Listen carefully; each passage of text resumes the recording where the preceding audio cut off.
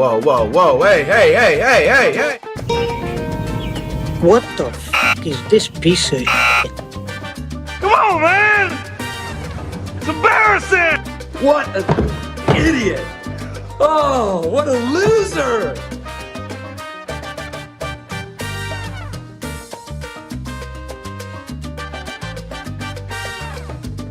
This needs to stop now. Come on, don't lie, man. I think you're lying.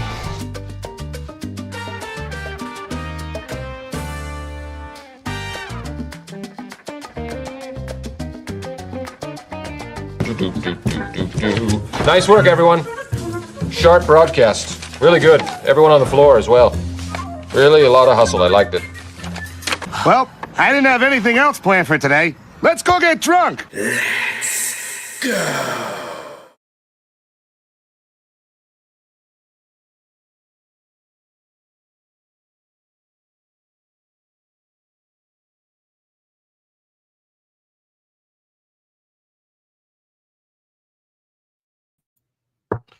There we go. What's going on, guys? We have audio today, or at least from the beginning. Let me mess with the light here a little bit. What's up, y'all? How y'all doing? Thanks for coming into an amazing live stream that we got for y'all today. So we it's a Bardstown Bourbon night, right? And we got a special guest. We got Jaz'min Weaver from Bardstown Bourbon Co, national brand ambassador, and she's gonna come hang out with us and just drink some good whiskey while we talk. So that's gonna be really cool. Thank you everybody that's on already. Really appreciate. We'll start doing some cheers. Little preface: if you haven't caught my last video, although my voice doesn't sound bad actually.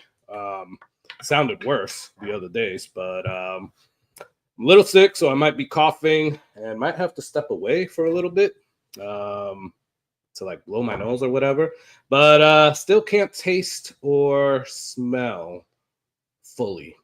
I'm probably like at 20% on both, so this is gonna be fun. Probably not. at least on the tasting, but either way, the show must go on. Let's get it through. I'm going to bring on Jason. Jason, give me a thumbs up. You good? Boom. What's up, brother? How's it going? What is going on, my brother? What's up? What's up? Love it. Love the what's up. You know, next time we'll do that'll be a cool little intro to put in, or a beginning of a video. You know, we just, we call on a few of our friends like Matt, Whiskey Wisdom, Roger Randall, Brian, whoever,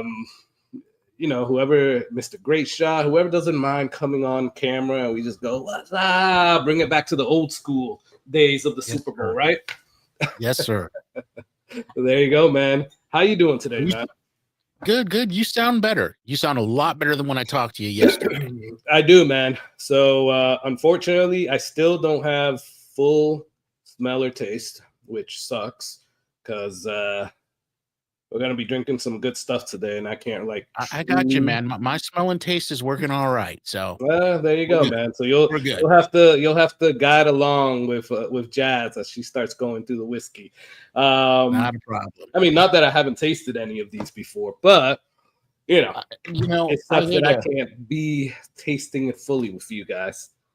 I had to double check because I got some of these bottles we were using tonight that are just about gone because I tend to kill these often. So, I know, man. I know. And that's the thing, man. It's like I wanted to have a discovery on here, and I think the 11 is gone already. So it's just like, it's actually been gone for a while. Yeah, it's been gone for a while. So it's like, we got these 4, but I think we got some good ones, right? Yeah, I think so. What are you drinking on right now? Are you drinking? Did you already start with the Bardstown, or are you drinking? Or do you? Nope. I saved the Bardstown for when Jaz'min gets on. So actually, I'm opening up tonight with a little Early Times bottled in bond. Nice. You can't go wrong with the Early Times. That's definitely for sure. That's always a good drink to start with. You know what? Good one. I lied during my little intro there. I wasn't getting a drink because I didn't know what to get. Because again, I don't want to waste whiskey, but I think I'm gonna go with another hazmat. I'm gonna start off with the hazmat, see if I can open up these senses. So I got the fiddler. Swing for the fences, brother. Swing for the fences. Fiddler syncopation. There we go. That's what I'm gonna start off with.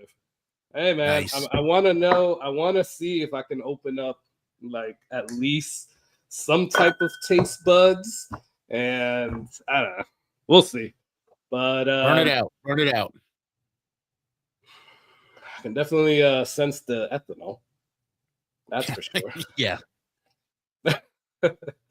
It's always a problem too, because you got to stick your nose way in there now. So Well, that's the thing, man. It's like yeah. I'm going in there and I'm like, I want to get some notes, man. It's whiskey. There we go. It Those are is. my notes for y'all. Hey, we got some people on already. Had some people Dude. on. So let's just go through this real quick and then we'll bring Jaz'min on. So guys, we're gonna do some things today. So we got Jaz'min or Jazz from Bardstown. We gotta ask her if I think she prefers jazz. Yeah, absolutely. We're gonna bring her on. We're gonna talk, and Jazz says that she's in it to win it today. So she's Nice. gonna spend some time with us. So that's really cool. We'll probably let people on if anybody wants to come join on a little bit after the interview. So if you guys want to come hang out with us with Jazz, that'll be awesome until she has to get off, and we'll do that. Also, put questions in the comments. Let us know anything that you want to ask. That'll be pretty cool. And then we'll leave some time to kind of go over some of those questions. Oh, we'll just ask them right as we're talking to Jazz as well. We're going to do some giveaways. I don't know if you guys caught the intro, the full intro, but we got these 4 Bardstown bourbons. So we got a Fusion 6, I believe. No, 7. So we got a Fusion 7. We got the Bottle and Bond Origin Series. The Origin Series High Wheat. This is my baby right here. This is my No freaking doubt. baby. Mine's gone. Or almost gone. I'm nursing that one.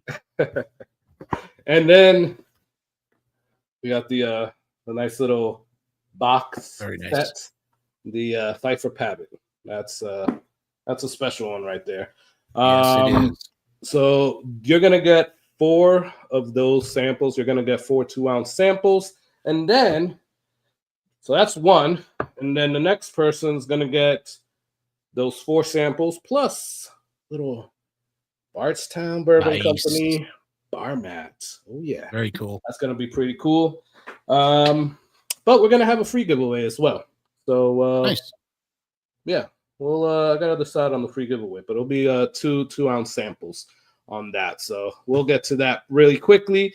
After the interview, we're gonna talk about some stuff. Just go over some news real quick and get you guys' thoughts on it, and then we'll bring people on. So let's cheers some people that are already in here. I saw Roger Randall. Cheers, brother. I saw Matt Whiskey Wisdom.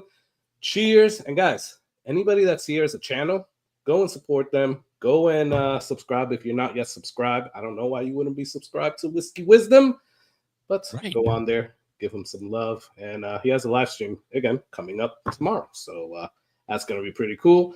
Torup, what's up? Cheers, brother. Josh Fritz, cheers. Brian, cheers. Good to see you on, man. Let me see. Mr. Great Shot. What's up, brother? What's up, Mark? Cheers, man. Chance Downs, cheers. So what up to Roger? Don't forget Michael Bordner. Michael's in the house. Did I get? Oh, I didn't get to Michael yet. William Hall, cheers. William. Michael Bortner. There we go. I got to Michael now. Yeah, there you go. Michael, cheers, brother. Let me see. Who else? I don't think I missed anybody. We have Brian. I did get Brian. All right. Joey B, what's up, man? Keith Keith P. P, what's up? There we go. Keith told me his plans already, which I'll share with you when that he's coming back to Orlando. So Sweet. we gotta meet up with him. Yeah, we do. And Dorothy. Keith. So cheers, man. Mike Brock, cheers. Josh, I feel like I haven't seen you in like forever, man. What's up, man? Been a while. Yeah. And I am not a ride guy, by the way. All right. I think that hits some nerves with some people. But yeah, guys. It's all good. Jazz, if you're ready, we're gonna bring you on. Give me that thumbs up, and we'll do the damn thing. Sweet. Cool. Oh, double thumbs up. Nice. Yeah, right. Welcome, Jazz. Jazz, what's up? I think let me unmute your mic. Maybe. There we go. There we go. What's up, Jazz? How's it going? Hi. It's Hey. going well. Appreciate it.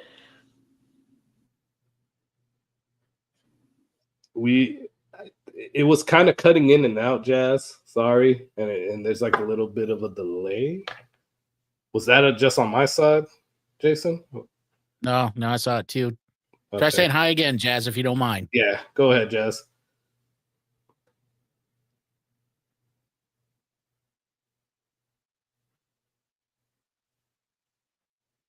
Jazz? A little lag. Can you hear me now? Yeah, we can hear you. Yes, now we can. Your video looks frozen though, but that's okay. Now we got you. There you go. Awesome. What's up, Jazz? How's it going tonight? Okay. How you doing? Okay, hopefully things are We kind of lost you there at the end. Cheers. Oh no. Give me just 1 second. Yeah, no worries. No problem. And Yeah. Jazz, I don't know if that's what's going on, but I know when I'm like on Zoom calls, sometimes when I turn off the video, I don't want you to turn off the video, but if it helps, I mean, it's an option. Would love to see you though. So let's see if we can get that fixed. Okay, let's try again. There we go. I think we got it now. We got it. Yeah, there we go. Yeah. Awesome. So now we can hear you, Jazz, and see. That's awesome. That's great. Awesome. So how are you doing today?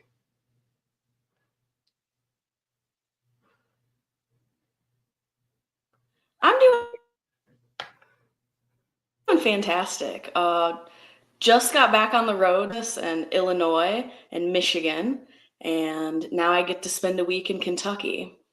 Oh, nice. Thanks. Any are you just like do you have events there? Are you going to the distillery? Any particular reason or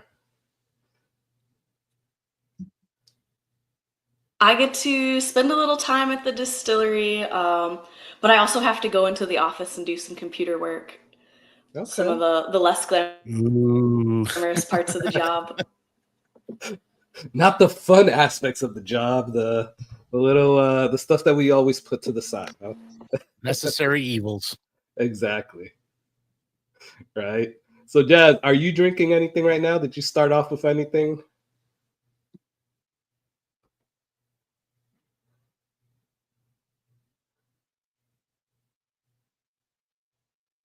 Be cool, you guys. I think we're losing you again, Jazz.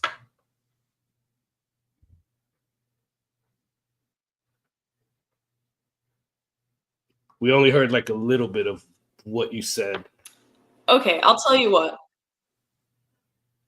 Let me restart my computer and I'll hop right back on. In the meantime, you guys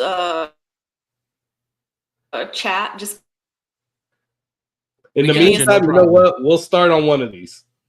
And then we'll tell her which one.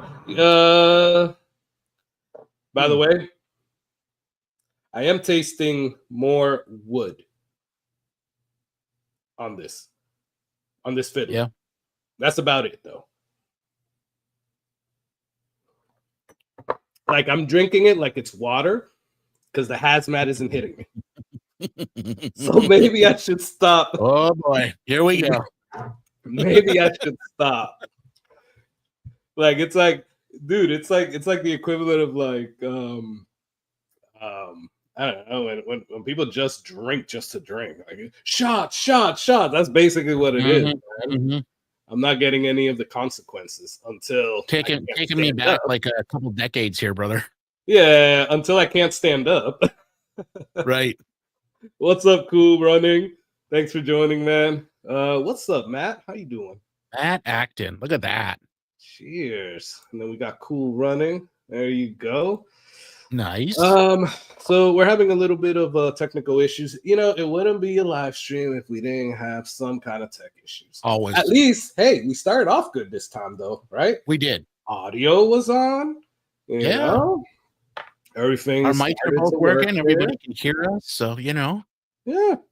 You know, pretty good. Pretty good. So, by the way, I like the tweaks to the intro, man. Very good. That was excellent. Thank you, man. Appreciate it. Hey, what are you guys drinking on over there? Question for Jazz. When should the original series get an older age take, man? Is it plans? All right, cool. That's a good that's a good question, Chance. We'll definitely come back to that. And guys, put your questions there for Jazz. Let us know. I mean, we got some questions, but this is just going to be obviously a conversation. So we're gonna hear from her a little bit. Did you go like that for me to stop, Jason? No. Or what was that? No. You know me. I'm trying to select a whiskey over here. So it's like a whole okay. process. You're like, you know, no, brother, you're good. I'm sorry. No worries, man. You know what we can do is let's do the free giveaway. Hold on a minute. Yeah, there we go. I like that. Yeah, let's start it off from the beginning. So change it up. Hey, how many people would like a a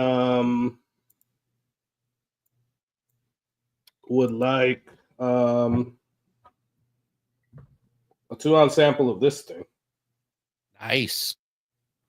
That should be like everyone that's on. I would think so, unless you already have the bottle. That's really it. Right. And if you don't know, this is Syncopation from ASW. It's a Fiddler Hazmat. It's 71.5. What's that? 143 proof. Nice. Copper pot distilled Bloody Butcher 100% malted corn. Love me some pot. I can't tell you how it tastes because all I can taste from it is oak. But I keep hearing good stuff. All right, perfect. So what I'm gonna put here is I don't know. So we'll do that, and I'll pick. So I'll give you the Syncopation and 2 ounce of the Pfeiffer Pabbin. There you go. That's a nice little giveaway there. So Bardstown Bourbon Co. Let's go with.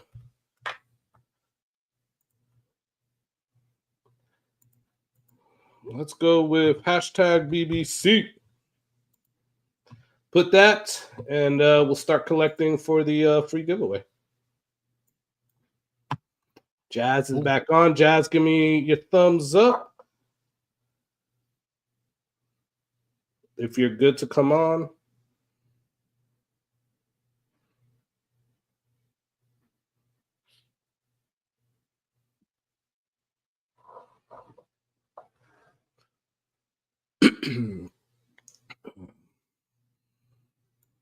Oh, that's awesome, Mr. Great Shot. Thank you so much, brother. I appreciate you, man. Hey, Shauna. How's it going? Guys, go and check out Cask 529. Go and check out Mr. Great Shot on and Jody. Go and check out. Oh, there we go. What's up, Shane? Cheers, brother. What's up, Shane? How's it going? Go and check out Storytime Distillery. great people on right now. What's the new collaborations coming? All right. I see Jazz is back on. I'll give you a minute or two, Jazz. It's a good question, Matt. Yep. Cool.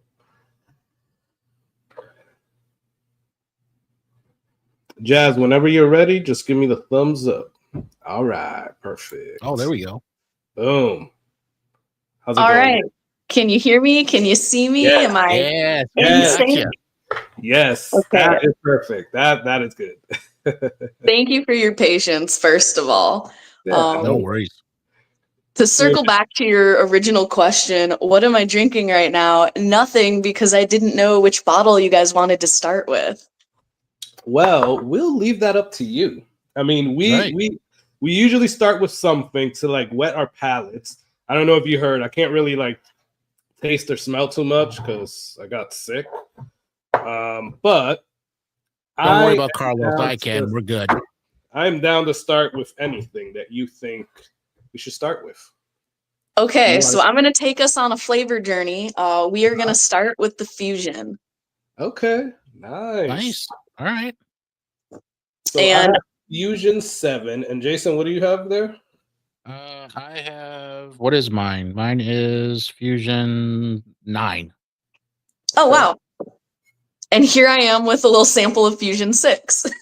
Nice. Nice. So 3 different Fusions. That's awesome. So fun thing about Fusion, it's discontinued now. It was us really wanting to honor our master distiller Steve Nally's desire not to release anything too young, but also show people that, hey, we are making our own whiskey.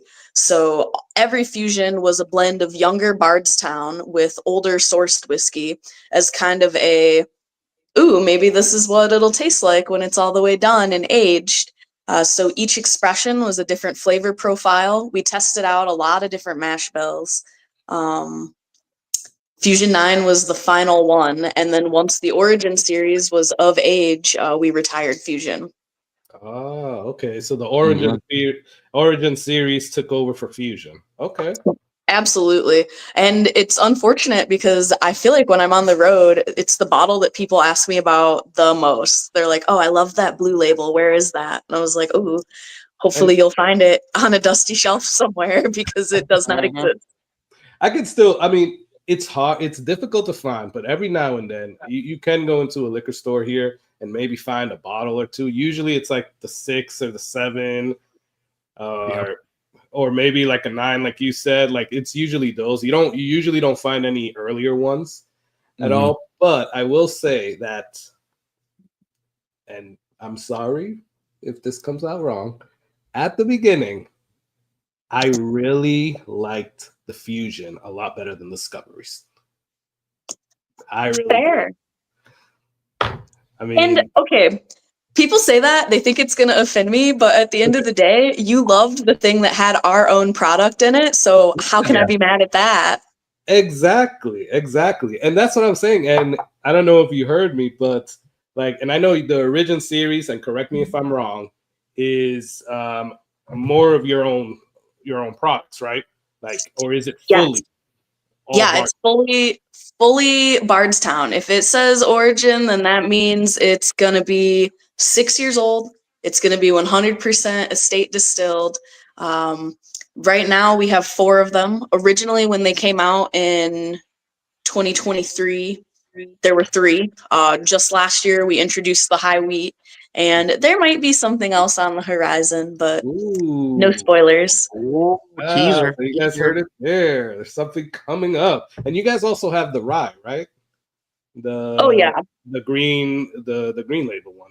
The green label rye is really exciting to me because I was never a rye drinker before Bardstown.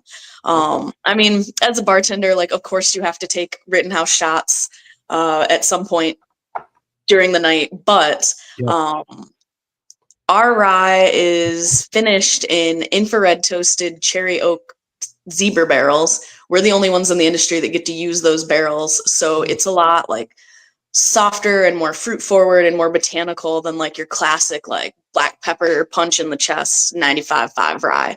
And that's really exciting to me that I've spent so much time bartending, knowing my palate, and then being really surprised by a rye mash bill and being like, oh, I actually do like this. And it was kind of my baby step into liking other ryes. Okay. And I have to agree. I really like, all right, let me rephrase that. I am not, like you said, you weren't into ryes. I do like some ryes, but I don't consider myself a rye guy. And you might see some people in the chat calling me out for saying that. But what I like to say is that I'm very selective on my ryes. Uh-oh. We lost Jaz'min. Damn, she didn't like my rye comment. Way to go, Carlos. Oh, man. You know, I just had to mess it up. There, she's back. No, it's me. I'm the problem. No, you're never the problem, Jazz. Come on. I'm sometimes the problem. I like, Jaz'min, that you said it's kind of a baby step. I am a rye guy. I'm a full-on rye guy. And I like the Bardstown rye. It's a little soft for me being a rye guy. I like more of that peppery punch like you mentioned. But you're absolutely right, folks. Just getting in the rye, that is a great one to start with. It is. And I will tell you, while I don't have a bottle, it's one of the ryes that I actually like, right? I don't have anything wrong to say about it. No. And like you said, Jazz, it's like more of those like 95.5 ryes. Those are usually the ones that I stay away from, quite honestly. Oh, same. Yeah. And those are the ones I go to. No, me and you are here, Jazz. We're here. So, all right, Jazz. So while we're drinking this, and I want to ask you about the fusion a little bit, but let us know a little bit about you and your role at Bardstown before we get back into the fusion. Okay. I have green eyes and I like long walks on the beach. But no, I've spent the past decade running bar programs in Metro Detroit, Michigan. Bartending was really, truly like my one big passion. I went to U of M on a full ride scholarship for English and then graduated and realized I would rather get people drunk than freelance write because it's hard to make enough money to sustain yourself when you're only freelance writing. Yeah. But I had the privilege of bartending in some really, really cool places. I've always done fine dining, so tasting menus that were micro-seasonal. My first restaurant, Torino, the menu was 9 to 15 courses, and it changed every week. And if you could make it yourself, then you should make it yourself so that you know what allergens you're giving your guests. So I learned to bartend in a super craft setting. But then I got to do some other like fun things. I got to pick single barrels at a restaurant. I got to open the nation's first fragrance bar. So by day, a perfumery, by night, a cocktail bar that pairs those fragrances with the cocktails. Pairing scent, flavor, and fragrance has always been one of my main passions. And then because I've worked in tasting menu restaurants, doing beverage pairings. So Bardstown found me at a place called Frame, 2 concepts under one roof. One that once a month a local chef would come in and do their own concept. So we'd take all the decor down and redecorate it for how they wanted to. Like December, we would be a steak bar, and January, we would be a vegan bar, and February, we would be something else entirely. And then in the back, there was a speakeasy type space where we did 5-course tasting menus. 1 to 4, every 1 to 4 days with visiting nationwide chefs, and I got to do the beverage pairings for that. So lots of turnover, lots of different styles, and I happened to be doing a whiskey dinner when the vice president of new product development, Dan Calloway, and our vice president of marketing, James Lake, came into Frame and had dinner, and afterwards they were like, hey, we've got a role that we think you should apply for. So really incredible like Cinderella moment for me where like this dream is coming true, and these princes want to sweep me away from my life, and I'll never have to mop a floor again. So kind of like truly Bardstown found me, and it was really great to have someone meet me for the first time and be like, wow, we really see like your talent and your drive, and we think we can use that. That's awesome, Jazz. Very cool. Wow. I love the pairing story. I'm big into pairings too. That's awesome. And then the whole fragrance bar, that I haven't seen. I've never heard of that. So that's awesome. Yeah, it's called Castalia. It still exists. The fragrances are called Sfumato. You can buy them online, and their story is really interesting too. So the founder used to be a combustion engineer in automotives and decided he really wanted to become a perfumer. But how do you make people sit down and interact with your scents for more than just like a second as they're shopping? And he figured, you know, when you're drinking a cocktail, it's taking you 10, 15, 20 minutes. So if I can make them smell it for the duration of drinking a cocktail, maybe I could make them buy it. And that was his idea behind it. And then it ended up being just a really cool concept. And I think people really responded to it because it's unique. Like, and as you're smelling and tasting, flavors are developing and you're on your palate. Yeah, definitely. That definitely is unique. So that's a really cool thing. And then for you to be a part of that, that's awesome. So you definitely, and like you said, like Bardstown found you, and like you definitely put in that work. And like you said, getting people drunk. So Always a good thing. Right.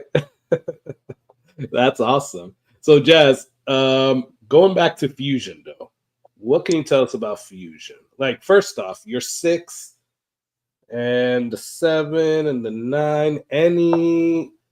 Is there any similarities, any differences? I know obviously the mash bill is a little bit different because they all have like a little bit of a different blend.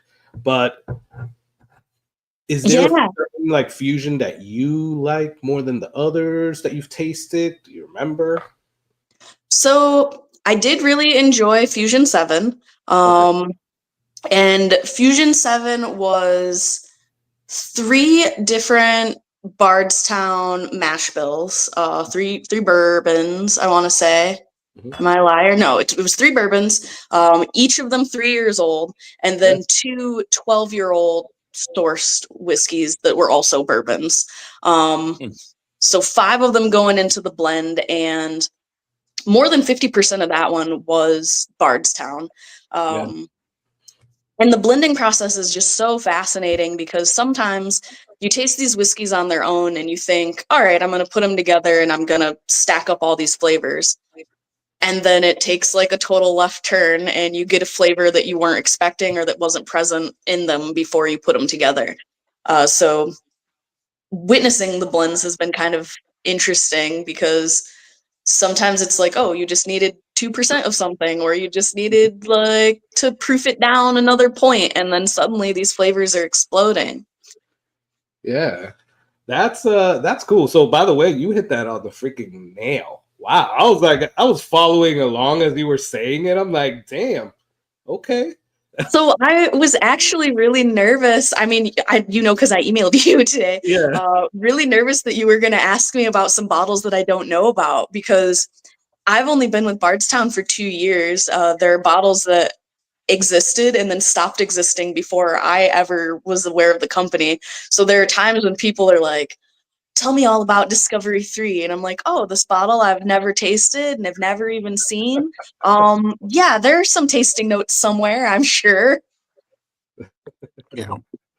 Yeah, exactly. So by the way, you are getting a lot of love in the chats. People are talking about how your Bardstown experience when they were there, or actually attending like a tasting with you, and just calling you out on how awesome it was to like experience like a tasting with you or a tour with you. Oh, that's awesome. So I probably should be paying attention to the chat, but I was worried about getting distracted.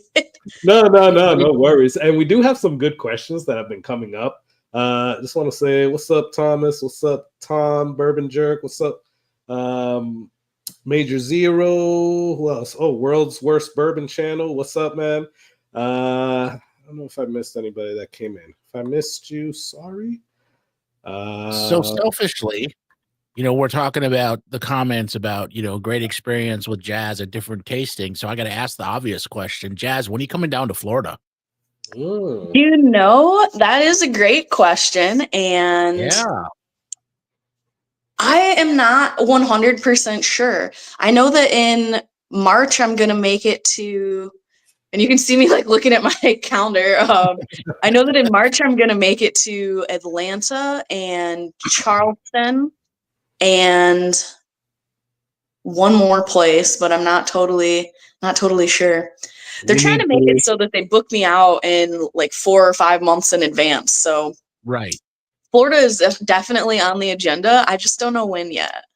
We need you here, Jazz. Yeah, we do. Yeah. You let us know how we can talk to some liquor stores to get you on the calendar down here to some events that are coming down here. And, we need you here. I would love to. And then I guess just real quick, what notes are you picking up in that Discovery 9 or Discovery Fusion 9? Sorry, Discovery on the brain. So I've always been a fan of this one. So it's 2 of your 4 years, right? And then a 12-year Kentucky. So it's sweeter to me. I mean, I get a lot of caramel notes from it. You get a little bit of the baking spice, but it's not overpowering. You do pick up on the oak a little bit.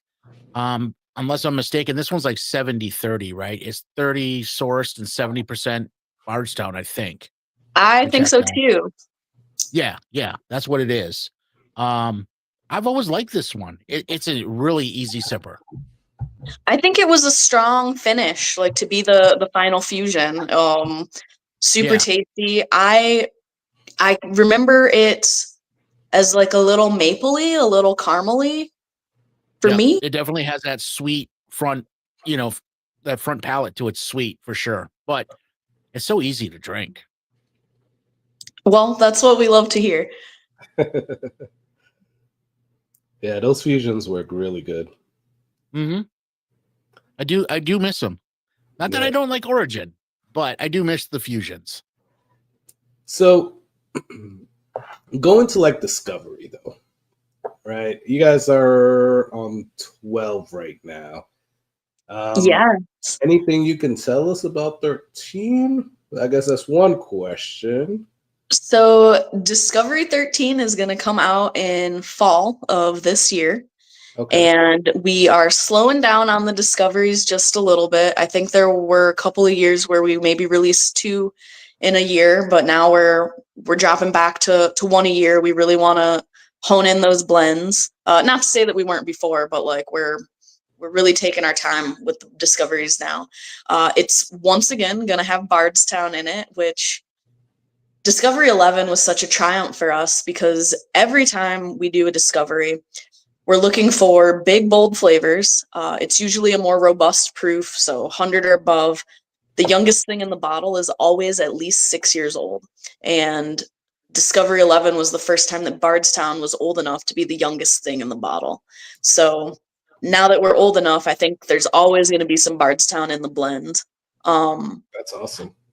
But I don't have eyes on where we're at in the process. Like for 11, I had the privilege of sitting in on the tasting panel, so I got to vote for what we thought was the best blend. Last year, I was on the road 217 days, so all the days when there were tasting panels, I was not present. So I'm a little more out of the loop for 13 than I want to be. Okay. Well, definitely excited for 13. I think now back to my earlier comment when I said I wasn't a fan of the discoveries at the beginning. Since 11 hit, and I know that's when you just said that you guys started adding Bardstown juice in there. That's when it kind of all turned for me, right? I think 11 was amazing. 12 is amazing as well. So definitely excited for 13 to come out. Thank you. A lot of people have said that 11 and 12 are kind of reminding them more of the original Discoveries, so Discovery 1 and 2, back when everything was coming strictly from Kentucky and the surrounding area. So 11 was kind of a return to the roots to be like, all right, it's going to be Bardstown, it's going to be Kentucky source. And people have been really, really positively receptive towards that. Nice. Yeah, no, and I know that there was some people that didn't like it when I don't know, was it 9 or 10 that had I guess a little bit more of the Tennessee whiskey that everybody was like, more Dickel, and it's like, no. But bringing it more down to like Kentucky stuff is definitely I guess where everybody likes it. Also, okay, I believe that everybody has a better palate than they give themselves credit for. But I also believe that there were some people who were looking at those mash bills and being like, oh, it's Dickel, it's all I can taste. And if you had looked at the percentage for one of those, there was 2% Tennessee whiskey in there. So it's like, you're telling me that out of everything else in this bottle, like that 2% is really just like messing with your palate so bad. Some people I believed, but some people I was like, you knew a mash bill, you recognized it, you were excited to seem knowledgeable, so okay, good luck, congrats. And you bring up a good point, right? Because I think that's not just with like the Discoveries. I think that goes with everything. Whenever somebody sees that it has like Tennessee and they assume Dickel, and they're like, oh, I don't like it. So yeah, I think they're it's automatically thinking Fruity Pebbles right away. What Flintstone vitamins, that thing? Yeah. Yes. There you go. Yeah. So Jazz, Jason highlighted a comment going back to your Major Zero to your bartending world and doing the cocktails. What is your go-to old-fashioned recipe? Ooh. Okay. So when I'm making an old-fashioned, I prefer to use a sugar cube. I think it's just less sweet. And I think one sugar cube, 2 ounces of whiskey, but I'm a sucker for different bitters. Depending on the notes that are already present in the whiskey, like I will choose the bitters based on that. Like if it's a High West double rye, I will always use chocolate bitters because it's such a chocolatey pour to me. With the Bardstown high wheat, I think orange bitters or lemon bitters make sense with the citrus that's already popping out. With our cherry finished rye, I like to use cherry bitters and just double down on the red fruit notes. So I keep it pretty classic. I'm not putting any cherries or oranges in there. I will garnish with an orange peel though. Okay. All right. We have our resident cocktail guy right here, so I know. That's a solid answer. So I'm very passionate about that end of it. I used to be a bartender too. Awesome. And I did high dining as well. So old fashioned is kind of my go-to for cocktails. And I'm same as you. So I don't use the sugar cube because I don't like that big burst of sweet at the end. I love the texture, but I don't like that big burst of sweet at the end. So typically I'll do like a Demerara syrup. Okay. But I'm same as you. I probably have a collection of, I don't know, 20, 25 different bitters. And I'm with you 100%. It depends on the whiskey. It depends on the notes in the whiskey. And I change the bitters up depending on which whiskey I use. So awesome answer. Why, thank you. My main thing is I'm a sucker for a Manhattan variation. I love Carpano Antica as my red vermouth, but anytime you can swap out a vermouth with something else, like I'm doing that. I love Amaro in general, so I'm always like, oh, what does an Alpine Manhattan taste like? Let's throw some Braulio in there, like. So. See, I'm a big black Manhattan fan. I don't like a regular Manhattan, but I like a black Manhattan. A man of taste, I see. Well, thank you. Thank you. Appreciate that. There you go. Already bonding over cocktails. It's a universal language, Carlos. I guess I don't speak it. I don't speak it that well. We'll get you there, brother. We'll get you there. No rye and no cocktails, man. I'm like behind the curve, right? So, Jazz, Yes. you were talking about the Discovery series being a little bit more Kentucky with 11 and 12. Do you know if, like, going forward, it's going to be a little bit more Kentucky as well? Are they going to keep that, like, with the 13? I know you said you don't know too much about the blending, but do you think it's going to go more Kentucky going forward? So I think that the best thing about Bardstown, and the thing that I love about it the most, is the answer is always yes and maybe to every question. I know that we'll definitely release more with Kentucky, but will we stay in that Kentucky lane? Probably not. I know that Dan travels and he hunts for these like bottles that have something that he really loves. So like a great nose or a great finish. And lately those have been coming from Kentucky, but I know that if he is somewhere else and he finds just an amazing liquid, he's going to want to blend with it. So there's always the possibility of something else like new and exciting on the horizon. Like I know right now we have some mash bills in the rick houses that have yet to see the light of day. And anytime people are like, oh, is there going to be an older age statement? Yes, absolutely. Are we going to do a 4-grain? Yeah, probably. I think are experimenting with distilling with rice right now. So really the world is our oyster. If you can play with flavor in any direction, we're doing that. And okay, I'm trying to keep an eye on these comments, and I'm seeing, when does the cathedral drop? We are going to have a press release about that February 25th, and it'll be out shortly after that. I see another question was how much Amrut made it into the world, and off the top of my head, I don't know, but if I take a second and check my emails, I might be able to tell you. You know, I have to say that that Amrut one, I was a little weary a bit of it at the beginning, and then I tasted it and I was like, wow, this is freaking good.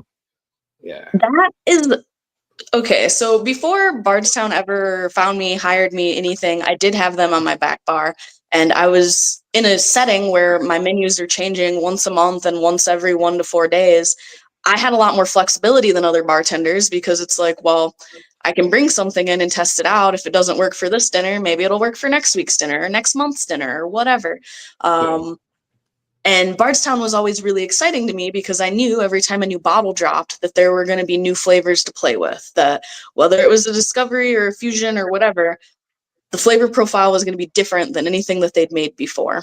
And I know that a lot of the time when I say like, oh, sometimes I was making cocktails with discoveries, people are like, what are you talking about? But I was lucky that I was able to make a luxury menu. So cocktails that were $30 to $50, but the most, I would say, perfect renditions of some classics because the flavor notes were also fantastic. So Amrut was really cool because it was the first time American whiskey had ever been finished in Indian single malt casks.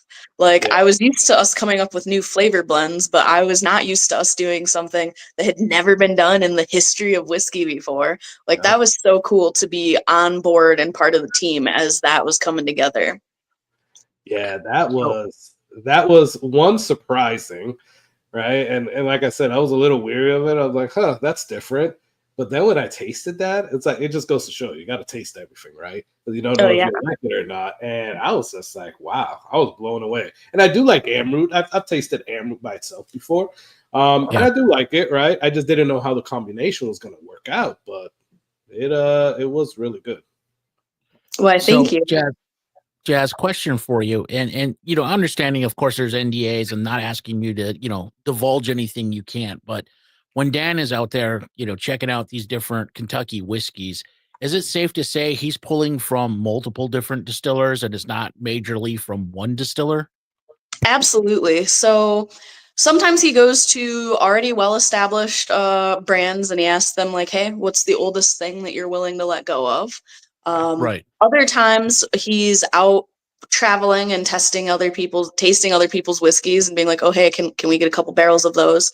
I know that there has been at least one time where a small distillery was closing and they were essentially like, we have these barrels aging and we don't exist anymore and we don't know what to do with them. And so he was like, okay, we'll take that stock from you. So I feel like it's coming from all over the place, and he is an equal opportunity taster. I know we've blended with Canadian corn whiskey. I know that we've blended with stuff from Georgia. And every time I say Georgia, people are like, where? What distillery? And I'm like, I don't know, but Dan found it. Right. Right. Well, I love that he's chasing the taste, and it's not just a partnership with, one of the main distillers or something like that, because it's easy. I love that he's looking for the taste and really sourcing all over. I think that's awesome. Yeah. Another cool thing, not about the discoveries, but about the collaboration series, is those are all handshake deals. We have never exchanged any money or signed any contracts, and it's mostly just the other powerhouses in the industry that we are partnering with are excited to bend flavor with us. So it's like, hey, cool. Wouldn't it be cool if this happened? Like, yeah, it would be cool. We'll send you some barrels. I am pretty sure that one of our collabs happened because of an Instagram message. Like Dan sent somebody like a message was like, hey, it'd be neat to do a collab. And they were like, yes, it would. Let's do it. Nice. Very That's cool. awesome. Very cool. That just goes to show like the more personal touch that you guys have. Like that's really cool. One, getting out there and actually like tasting everything, but like that having that personal touch, like you said, like those handshake deals. That's awesome. All right, I'm empty. We got to move on to another one. I was gonna say we gotta go into we did bottled and bond now. Oh, nice. Okay. Excellent. While we're pouring that out, I'm gonna give everybody 2 more minutes for the free giveaway. Again, it's 2 ounce sample of Pfeiffer Pavitt and ASW Syncopation.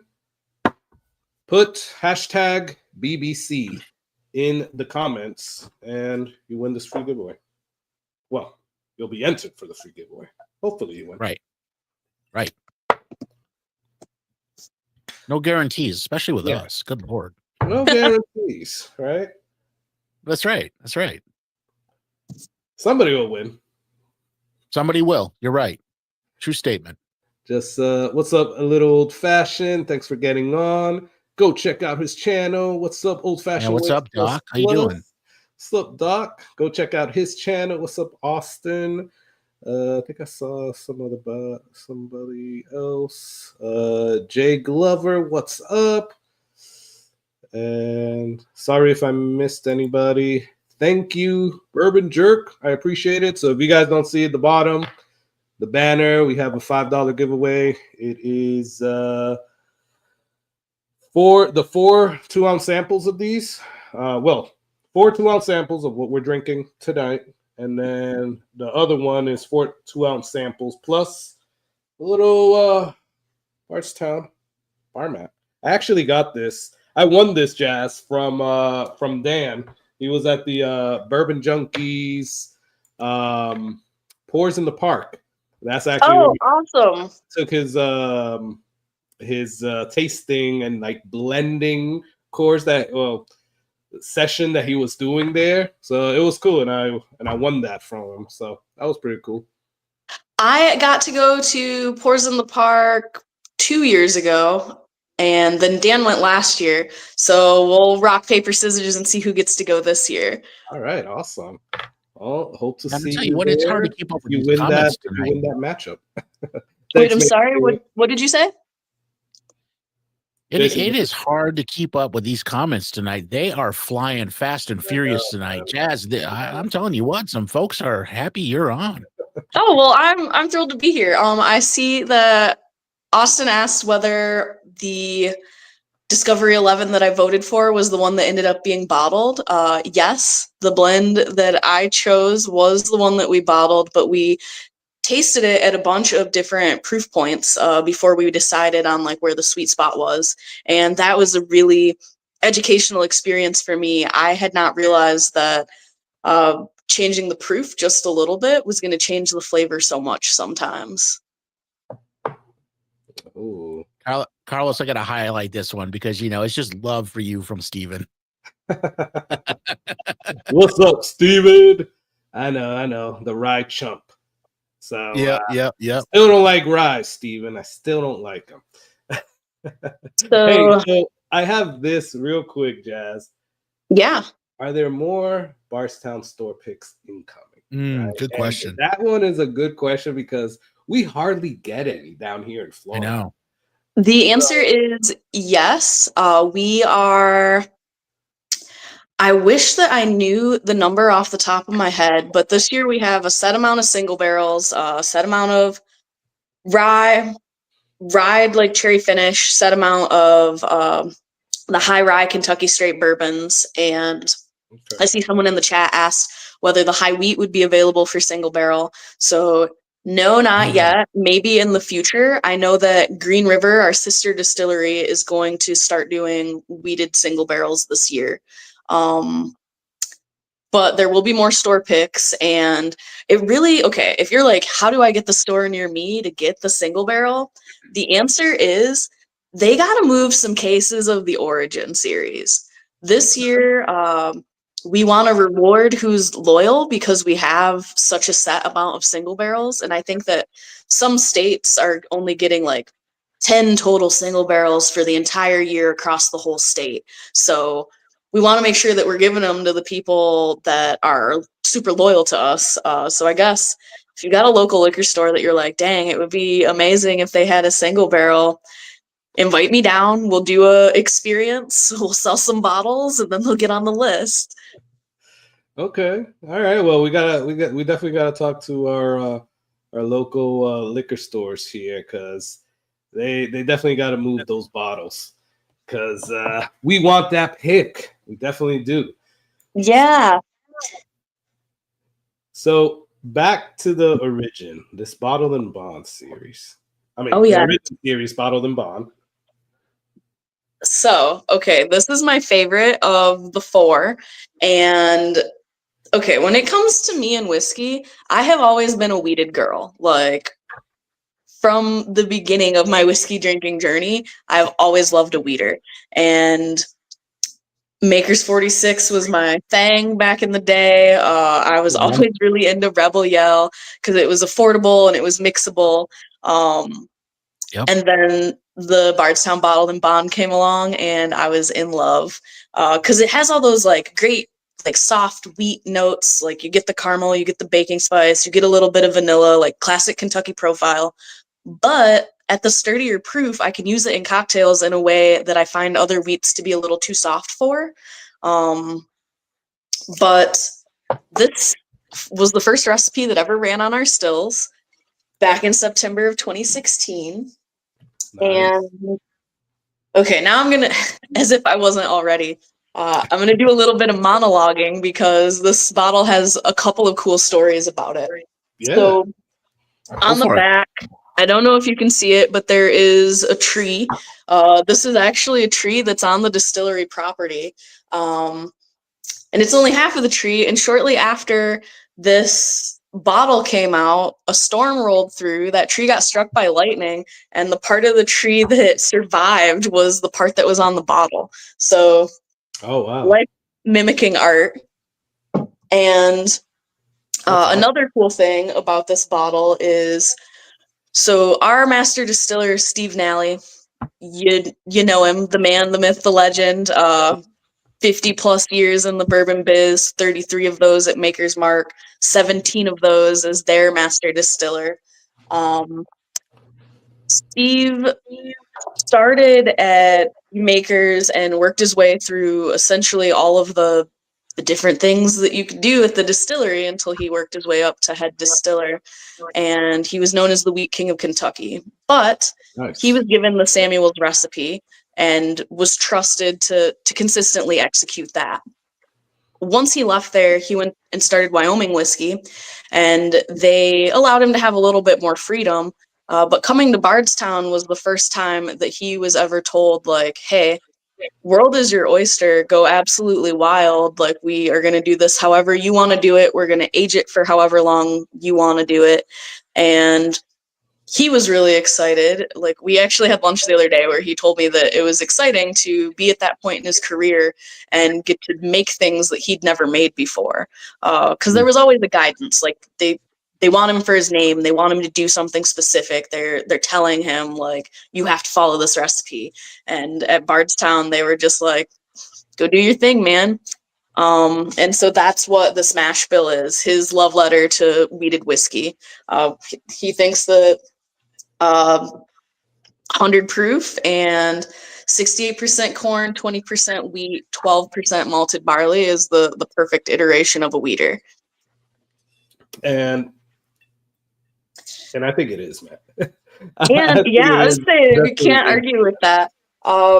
He says that he keeps it in the freezer and just doesn't dilute it, doesn't put it on ice, drinks it chilled. You know, I haven't tried that, but I'm gonna have to try that now. Yeah. So, quick story: like when this came out, I actually put it, and it is. I love the price range, right? And with all the Origin series, I love the fact that you guys keep it at an affordable price. Like, absolutely, now in the times where like $100 or over $100, it's like the norm. We have really great bottles like this coming out at like less than $60, which is amazing. Exactly. Right. So when this first came out, this actually made it on my like top 10 for that year because it was just like it was going up against like bottles that were like allocated and like over like $150, and this comes in at like a $50 bottle. It's on the shelf and it's freaking amazing. So thank you very much. I'm really proud of everything that's in our Origin series because I think each one is a standout in its category. Like, yes, we have a Kentucky straight bourbon, we're a Kentucky distillery, but 36% rye in the mash bill, it's the highest rye Kentucky straight on the market right now. Not the highest rye bourbon. People love to correct me on that, but Kentucky straight, yes, it is. Then the wheated bottled in bond, so a wheater, high proof, Steve Nally's dream flavor profile. The high wheat, 39% wheat, which I think is 39% wheat and 106 proof. So another really sturdy wheated. And then the cherry finished rye. Nobody else uses infrared toasted cherry oak barrels. So no matter where you're stacking us up against competition, there is something unique about us. And I think that that's awesome for what we want our flagship bottles to be. Okay. Yeah, no, you're like you hit it on the nail. And then you said that the bottle and bond is your favorite out of the whole Origin series. It is. All right, awesome. It used to be my favorite. It's not anymore, but we'll get to that. Yeah, oh, I think the exciting. next one is a favorite. Is my favorite now, but yeah, I agree with you, Jason. Hey guys, let's run this free giveaway tool real quick. So let me share my screen and we'll do this again. This is for a 2-ounce sample of the Bardstown Pfeiffer Pavitt Reserve and a 2-ounce sample of the ASW Syncopation. So let's see.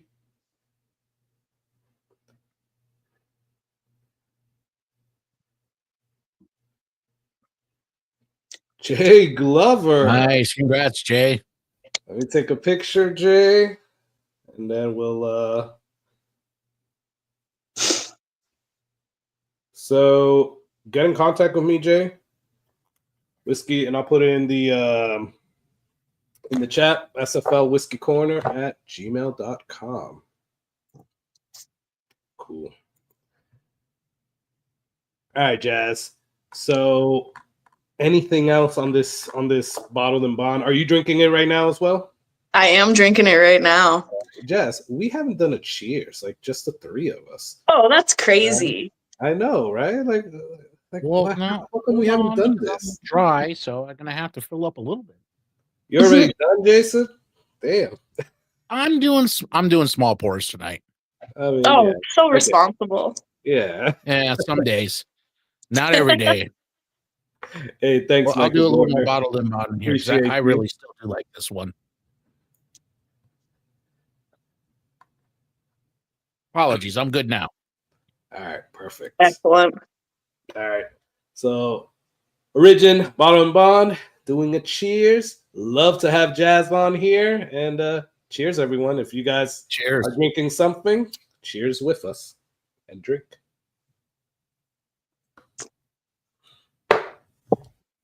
I so wish I could taste that. You know, I Yeah, just want to express again the gratitude that you guys invited me on. It has been a really interesting journey being a woman in the bourbon world, and sometimes it can be a very like male-centric scenario, but to be here and to have so many people excited to talk to me and ask me questions and treat me like I know just as much as anybody else is really wonderful. You know, anybody who thinks it's male centric, you send them our way. We'll take care of them for you. All right. I'll be like, hey, I got a guy for that. That's right. That's right. there you go. No, and it's cool that you say that, right? Because it's not cool and it's cool. I love the fact you say that, but it's not cool in the fact that like sometimes it does come out that way. And I talk to a lot of people and they're like, they feel a certain way because of certain things that have been said. And it's like, guys, this is all a community, right? Doesn't matter if you're a man or a woman. That's like, we all enjoy the same thing. We all enjoy whiskey. And hey, we're all here for the same thing. We all have the same goals. So why have to make it about your sex, So, Absolutely. 100%. But Are we ready to hop into this other wheat? We are Yeah, ready. let's do it. So thank you, Chip. I appreciate you. And thank you, Doc. Appreciate you. I had fun. Oh, so the bourbon lore. Can you tell us a little bit about that real quick, Jazz?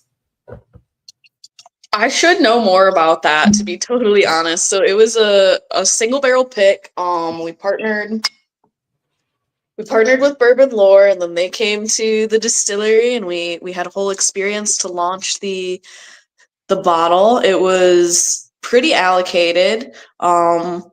I think that there's one waiting for me at the downtown tasting room. Fingers crossed that somebody loved me enough to set one aside. Nice.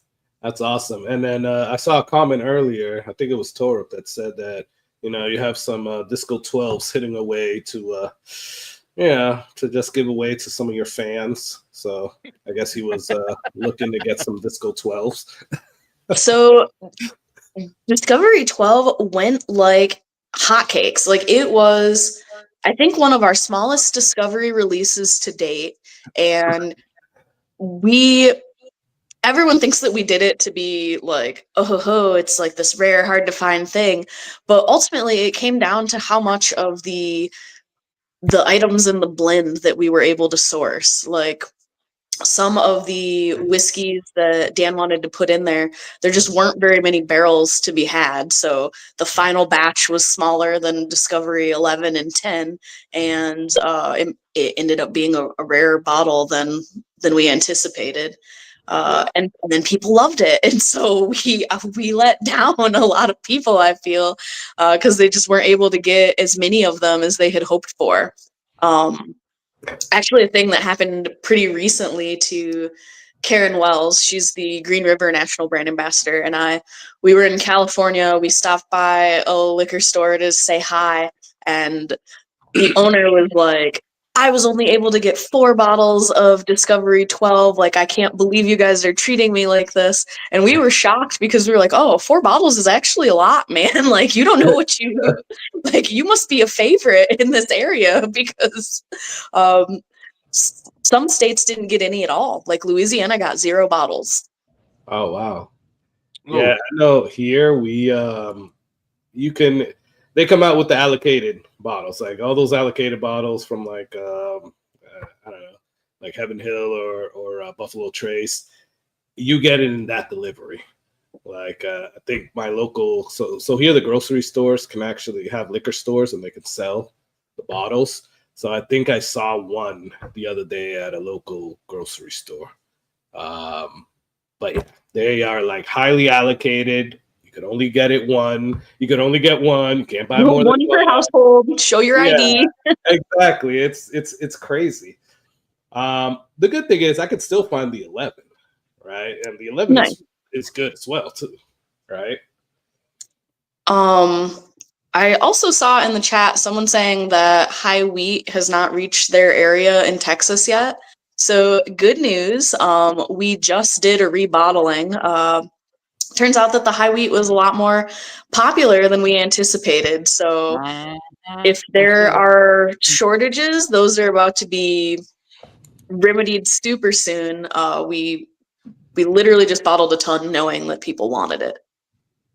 Yeah. Yeah, I'm still waiting for my second bottle. So this is all that's left of my High Wheat. Ooh. Uh-huh. That High Wheat is amazing. And again, it came out as one of my top 10s for last year as well. So it was one of my top 5 for last year. This is my new favorite, Jazz, out of the Bardstown line that we're doing tonight. High Wheat. I call this one the Weller Killer. Thank you. You said it, not me. I did. And I'll say it. I'm good with it. I'm a big Weller fan. Yep. This one's great.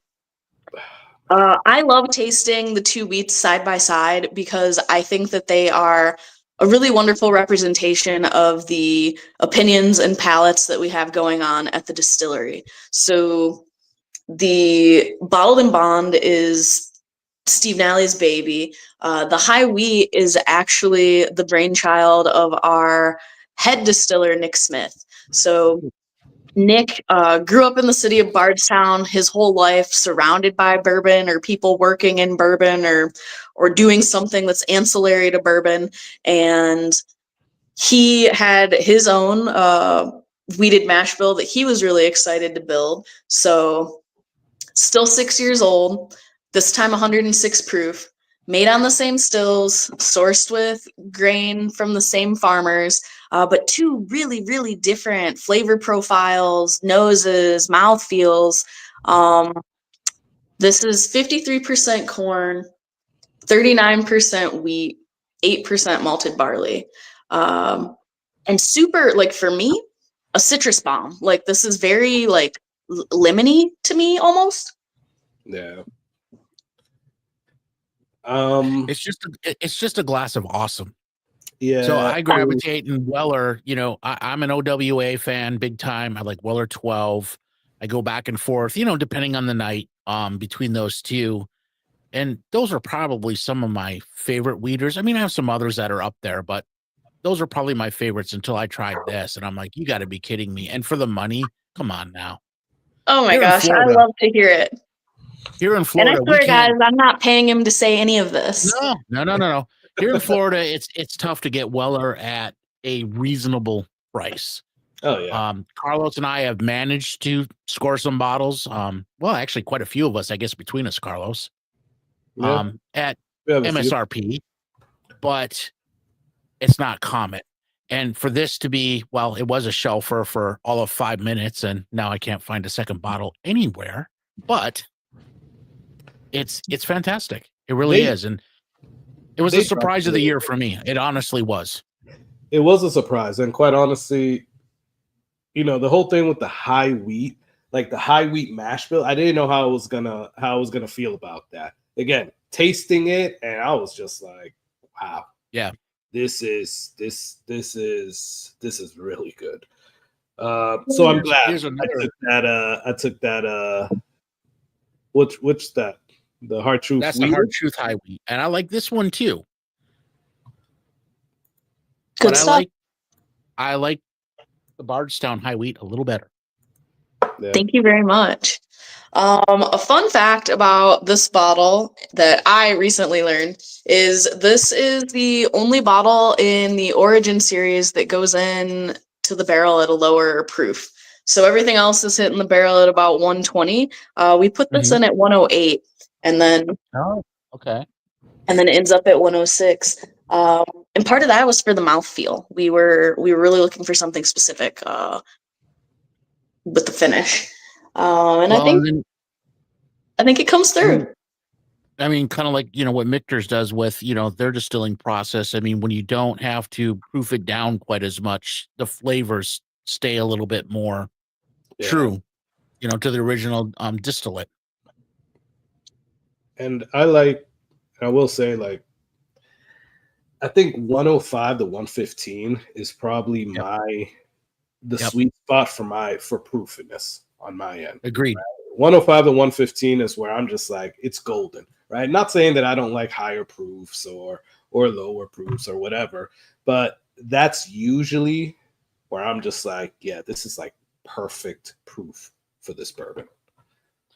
No, So I think that's a fair comment, Carlos. I mean, Jaz'min was talking about her whiskey journey early, and we all have our own whiskey journeys, and you start into tater chasing, and then you go into the high proof stuff, then you go into store picks, and then you start settling into sort of what are your everyday whiskeys. And much like Carlos, I'm the same. That 105 to 115 is kind of like the perfect proof. You can enjoy a couple. It's not a problem. You're still getting the taste, the flavors, the nose. Yeah, I'm with you, Carlos. I think that's the perfect range. Yeah, definitely. So, Jazz, so you like the bottled and bond out of the Origin series. Do you have a favorite out of all the discoveries? Or maybe a few favorites? I don't know. So I had the privilege of trying a Discovery 2 not too long ago. I found that to be very tasty. I did like Discovery 9. Okay. Discovery okay.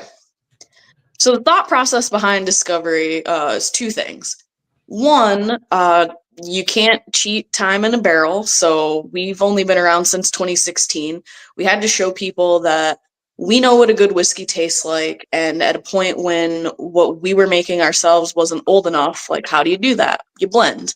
But two, we wanted to demonstrate that blending is an art, that it's thoughtful, it's purposeful, it's bespoke. And even though blending was what was accessible to us at a time when our own whiskey wasn't old enough, we wanted to show that you could make some really, really incredible things if you did it with thought. And that was really exciting to me. So it's hard for me to choose a favorite discovery because I think each one is bringing such different things to the table. A lot of the time when I'm doing like whiskey festivals and people who've never had Bardstown come up and they're like, okay, give me your best thing. And it's like, well, that's apples and oranges and kiwis and bananas, dude. Like each one is so different. It's really hard to determine like what's best. And then I've got people who ask like, okay, give me your most expensive thing. And it's like, well, yeah, but if you don't love like a high proof, really, really well-rounded whiskey, that might not be the best thing to you. Like maybe you'd be more excited about the Origin series, or maybe you'd be more excited about a finish. I had a crazy experience in Miami where we were at a party. I had neat pours of the whiskey, but we also had a Manhattan, and the Manhattan was being served in these like sexy little glasses, and like the display of the cocktail was very Instagrammable. And so people were seeing that and being like, oh, let me get that. And then trying it and being like, oh, this isn't just whiskey. And I'm like, no, it's a Manhattan. And they're like, what does that mean? And they were so unfamiliar with whiskey cocktails in that area that they had no idea what a Manhattan was. And that was wild to me too, because I don't know, like sometimes you just cannot guess like a palate or a preference or a trend in an area. Like if we ever were to go back to Miami, the one thing that I would bring would be our rum finishes. I'd be like, we're gonna bring a Foursquare finish, we're gonna bring a plantation finish, and then we're just gonna leave the rest of it at home. So it's crazy, like when people come up to you and they say that, like the whole little, oh, give me the best that you got. It's like everybody has different palates, right? But you can't, like, that is like, I hate when people do that. So, but I think you answered that pretty good. Now, going back to what you said about the rum finish, I have to say that Foursquare collaboration that you guys did. We haven't talked about that one yet. And I gotta thank Dave Vogelsen because he sent me a sample of that. And I did a whiskey advent calendar for Christmas time, and I didn't know what the hell I was tasting, but I was like, oh, this is good. And then when I looked at the bottle, I'm like, what the hell? Like Foursquare rum, but it was good. So, Foursquare is one of my favorite collabs that we have ever done. And it surprised even me because, and I know, blasphemy as a bartender, I'm not really a rum drinker. I don't love some of the funkier notes that you get out of a rum. And so to have my favorite thing that we've ever done be a rum finish is like blew my own mind. But yeah, it was like a cool thing. Like Foursquare barrels shipped to us from Barbados, and then aged for 23 months on the top of one of our rick houses. And I mentioned that it's the top of one of the rick houses because that's the hottest floor. So we're getting the most interaction with the wood. So I just think it's super neat. And I could really truly nerd out about the collabs because the way that we're doing it is very unique from the way that others do a barrel finish. I think it's one thing to say, oh, hey, this is a rum finished whiskey. It's another thing entirely to say, we get this rum specifically from this brand, it ages for this many months, and we're also going to put their logo on our label so that you know where that flavor is coming from. We're doing our best to be really, really transparent. But also, the cool thing about our finishes is that we ask for the barrels to be as wet as possible. A lot of the time when you do a barrel finish, you're dumping it, you're rinsing it, and then you're sending it. And we're saying like, hey, dump it, pump it full of argon gas, the same way that you would pump an expensive wine in a restaurant at the end of the night. So you're displacing all the oxygen, so nothing is oxidizing inside that barrel. Then saran wrap it to keep it airtight, put it in a refrigerated vehicle, and then get it to us as soon as possible. So when it comes to a barrel finish, it's like the wetter, the better. You're getting more flavor, and that's how we approach every single one of our collabs. And so we're getting these flavor profiles that I think other brands can't really touch when it comes to a finish because they just don't have that same. I'm trying to think of the most professional way to put it, but it's like they just don't got that juice. So it's go ahead. Go ahead, Carlos. No, go ahead, man. So it's interesting that you put it that way, Jazz. I really enjoyed that collaboration, the Foursquare. I had a bottle. I killed it pretty quickly. I am a rum fan. And I don't actually consider Foursquare to be that funky. And again, it's that difference in palate, right? So like when I go for a funky rum, I mean, I'm looking like a Cross and Smith, or I'm looking at like a Martinique, or, you know, something really sort of over the top. Foursquare is a little bit more mainstream for me, but that said, I really enjoyed that whiskey, and I've had a lot of rum finishes. I don't like all of them. Back to what you were saying about blending. Blending is an art. So it's like, and Carlos going to roll his eyes, but it's like when everybody came out with the Ambaranas, and a lot of them were too strong out of the gate. Some folks, I think, did them well. I think most folks put them in Amberana barrels for too long, and they were too intense. Go ahead. I agree with you on that. And I feel that way about finishes or older whiskeys in general. A lot of the time, people aren't realizing that everything is this like perfect seesaw of balance. Like you got your mash bill, and if you leave it in wood for too long, then your mash bill never even mattered because all you can taste is the wood. And it's the same thing with a finish. Like the blend or the whiskey that you put into that secondary barrel doesn't matter at all if you leave it in for too long. I feel like there's this constant process of tasting and checking. Like you can't just do something to say, oh, we did it. Like this is a sherry finish. Like, okay, it's a sherry finish, but like, did you check it? Did you balance it? Does it like, what are your nuances, and were you thoughtful and purposeful when you were making it?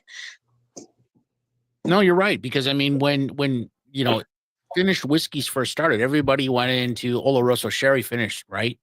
And everybody was doing it. It's like, it didn't matter how long it was in there. It was like, oh, well, it's OXO, so it's fantastic. And it's like, yeah, no, they're not all fantastic.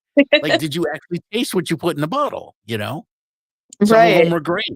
And some of my still favorite whiskeys are Oloroso finished, but they're not all fantastic. Same thing with Amberana. And Carlos is totally out on Amberana. But yeah, you said Amberana, it gave me like a coughing attack, and I had to put myself on mute. Yeah, I saw your eyes a little there. That's about that. I didn't like the Amberana. But there are some of them I think were tastefully done. And I think we had Whit on from ASW, and we were actually talking about Amberana with him. And yeah, I think the trick to that is it's a very, very short finish because it's such a strong wood. You just can't leave it in there for long. Yeah. Totally. But I think even there were people that did like, let's say I think Barrel King did one that was like they finished it for like one day, they said. And you could still taste the Amberana in there. It's strong. It's very strong. That's crazy. Like it's that strong. I think going back to ASW, I think they did with their cigar batch or whatever. Yeah, I think it was a cigar batch. Whit was saying that he only did a 1% Amberana into that blend. Was quick. And it was probably the least Amberana that I've tasted, but you could still tell that it's there. Like it's crazy how strong that finishes. It is. It is. Hey, good night, Brian. Good night, Doc. Old fashioned ways. Thanks for getting on, guys. What's up, Shadow 51? What's up, Dave Vogelsang?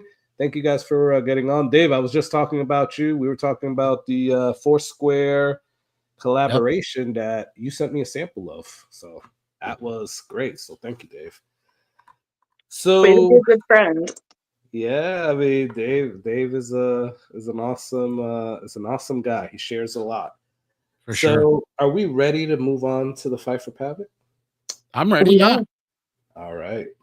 Nice. Now, in this little journey of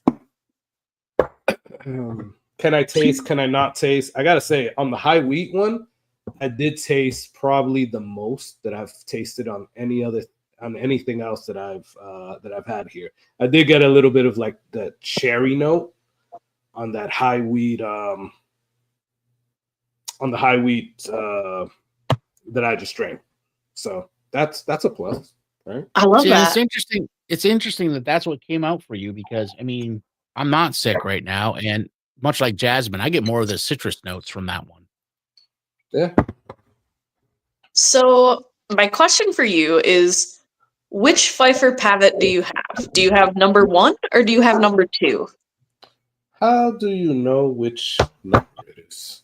Is it 107 proof or is it 100 proof? It is 107 proof. Okay, so you have Pfeiffer Pavitt number 1. It's a 9-year Tennessee that was rested for 18 months, and I think that it's cool that there are 2. So the second one was a 10-year Tennessee, also rested for 18 months.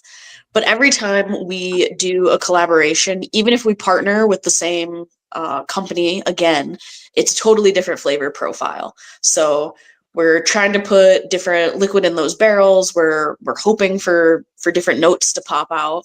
And when you told me that you had a Pfeiffer Pavitt, I wasn't able to find any myself, but I did grab a little bit of the Silver Oak, so another California cab finish that was finished for 17 months, so we can all enjoy a little wine finish together. Yeah, definitely. And could you tell us a little bit about that Silver Oak as well? Because I haven't tasted that one yet. Jason, have you had that one yet? No. And I was going to say, full transparency, so I do not have the Pfeiffer Pavitt either. And Carlos was good enough to hook me up with a sample from his bottle. I've never tried this one before. Oh, exciting. So I don't want to lead your palate too much. I guess you guys taste it first, and then I'll tell you the notes that I remember from Pfeiffer Pavitt. Okay. But in the meantime, Silver Oak just came out last year, a blend of 9 to 14-year-old whiskey aged for 17 months in California cab barrels. And I think that Bardstown keeps coming back to Napa Valley Cabernets because we built our distillery to kind of be a Napa Valley-esque destination on the Bourbon Trail. Earlier I mentioned like transparency, like we want to be transparent about where the flavors are coming from, but transparency is a big part of who we are, period. We've worked it into our architecture with a lot of glass. We purposefully wanted to look different than the other more historic distilleries on the trail. And part of that is being the modern bourbon experience. I think part of that as well is just wanting to stand out and never stand still and kind of demonstrate that, like, hey, we're not like everyone else. We're doing new things. So hopefully you don't take this the wrong way, but and I haven't been to Bardstown yet. It's definitely on my list of distilleries to hit. But the Bardstown distillery design reminds me a lot of Sagamore's design. Oh, interesting. And they're both that sort of, like you said, non-historical, sort of newer. I hesitate to say contemporary, but it's a little bit more of a modern design building. Absolutely. So first of all, let me say to you and also anyone else in the chat, if you come down to Kentucky, please reach out to me. And if I'm in the area, I would love to take you around the distillery. My tour is the best tour. I have the wristband that gets you behind the locked doors. Yes. We'll hit you up for sure. Yeah. So I've been to Bardstown, but it wasn't a tour for you. So but it wasn't the jazz experience. So it was not the jazz experience. I love it. And I will also say that if you come to Kentucky and you can't make it to Bardstown, we have a tasting room in Louisville's historic Whiskey Row. Totally worth going to because the tasting room gets single barrels that the distillery does not. We did that on purpose because we want people to feel like both are worth going to. They're just two branches on the same tree, but I would say both worth checking out. Good tip. And man, I'm trying to think if I have any other like good little tips for coming on down. I guess I'll do a little shameless self-promotion. If you have Instagram, you can follow me on jazz.distilled, JZ.distilled. You get to see my nationwide journey as I'm representing Bardstown and probably a little bit of bartender humor. And not very many thirst traps. I try my best to be professional, but maybe one or two a year. There you go. And you guys will be seeing that she's gonna come to Florida. Right? She's gonna join us here eventually, soon. Yes. Hopefully. So we should be seeing that on her social media. But no, go and check her out, guys. I just started following you today. I was like, I gotta follow Jazz because I was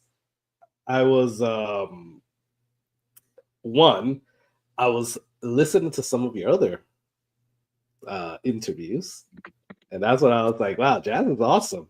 Like all these interviews, like she is it. She's awesome. And then I was like, oh crap, I can't believe I haven't followed her yet. Not that I haven't seen your post or anything like that, but it's like I can't believe I haven't followed her yet. But well, okay, two things about that. One, yeah, the little intro that you guys had for me that had all the clips from some other podcasts and stuff. I was like, oh, they've done their homework. Like they are really seeing what I'm up to. We try. We try. Two,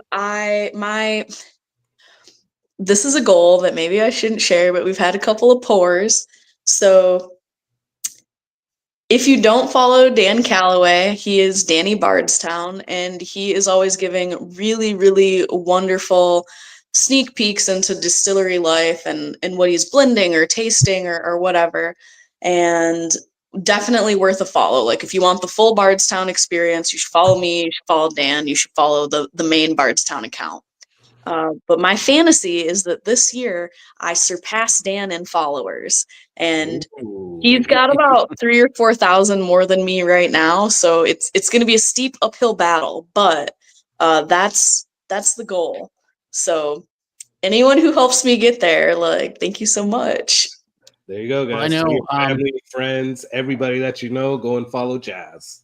Please. Yeah, and I know one of our viewers here, Michael, made mention of it way early on, but he said he did mention about the green eyes and the walks on the beach, Jazz. So you know, you might beat Dan this year. I'm fingers crossed. I have been doing my best to be better about interesting bourbon content. I've got some cocktail recipes coming up for the week of Valentine's Day. Girl. But also I'm traveling so much, so there's a lot to put out there. And yes, I am single. So hey there, bourbon boys. Oh, there you go, guys. You guys heard it here. Nicely done, Jazz. Nicely done. That's awesome. So I gotta tell you. Go ahead, Carlos. No, I was gonna ask about going back to like the Bardstown like bourbon experience. So I was there, and by the way, the restaurant is amazing as well. The tour was awesome. Thank you. And I saw some like distillery like releases that you can't see anywhere else. Like I think one of them was like was it Carter wine or something like that? It was called like the Carter or something like that. But do you like? Are there any?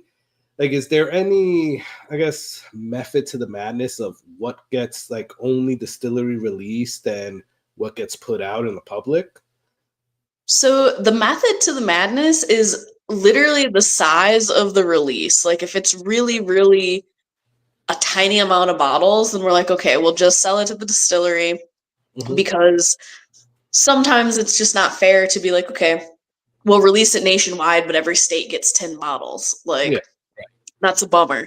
The one bottle that we got a lot of pushback on was actually our Amaro Nonino collab. Oh, yeah. That was supposed to be a distillery only release, and our sales team was essentially like, look, if I cannot give this to some of my best accounts, they are gonna riot. So that was a scenario where I feel like some states were only getting 10 bottles, but most of the time, if it's something that you're only seeing online or at the distillery or on our Instagram, it's because there just weren't enough for all the states to get a fair amount. Ah, okay. Okay, I mean, that makes sense. Right. And you mentioned, you were talking about the silver oak right now, but is there like, and you talked about the Ambrute earlier.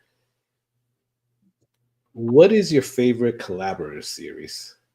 Because we spoke about a few of them today. It's hands down the Foursquare.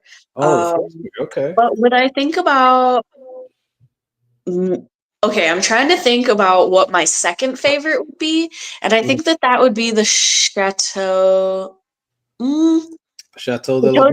Okay, one? Chateau de l'Aubade was up there for me. Okay.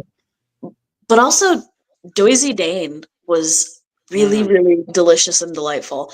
And I think that a lot of people maybe find it to be sweet, but it was a perfect bottle, in my opinion.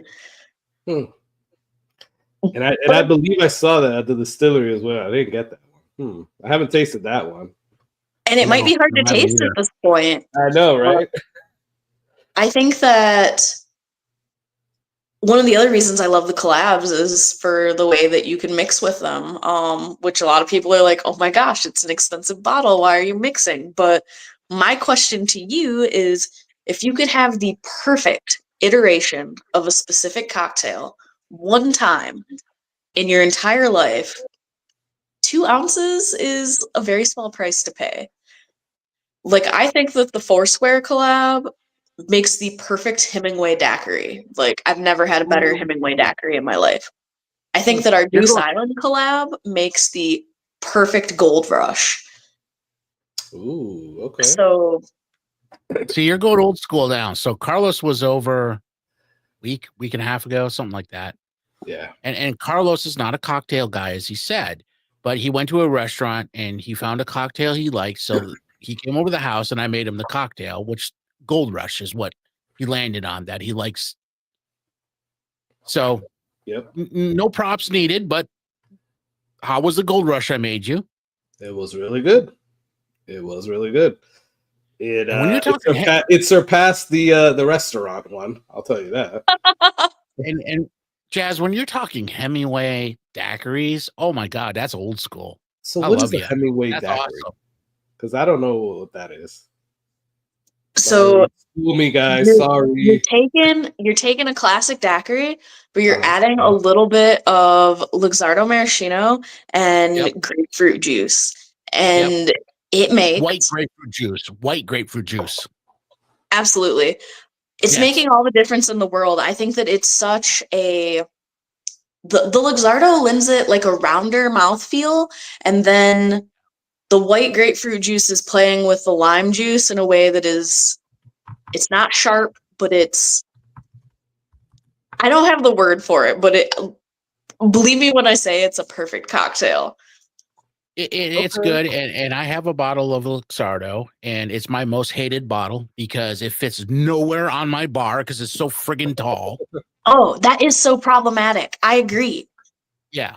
So I have to lay it down in my cabinet, and I hate laying liquor bottles down because it's not a wine bottle, it's a liquor bottle, but it's so damn tall. Like, it won't fit.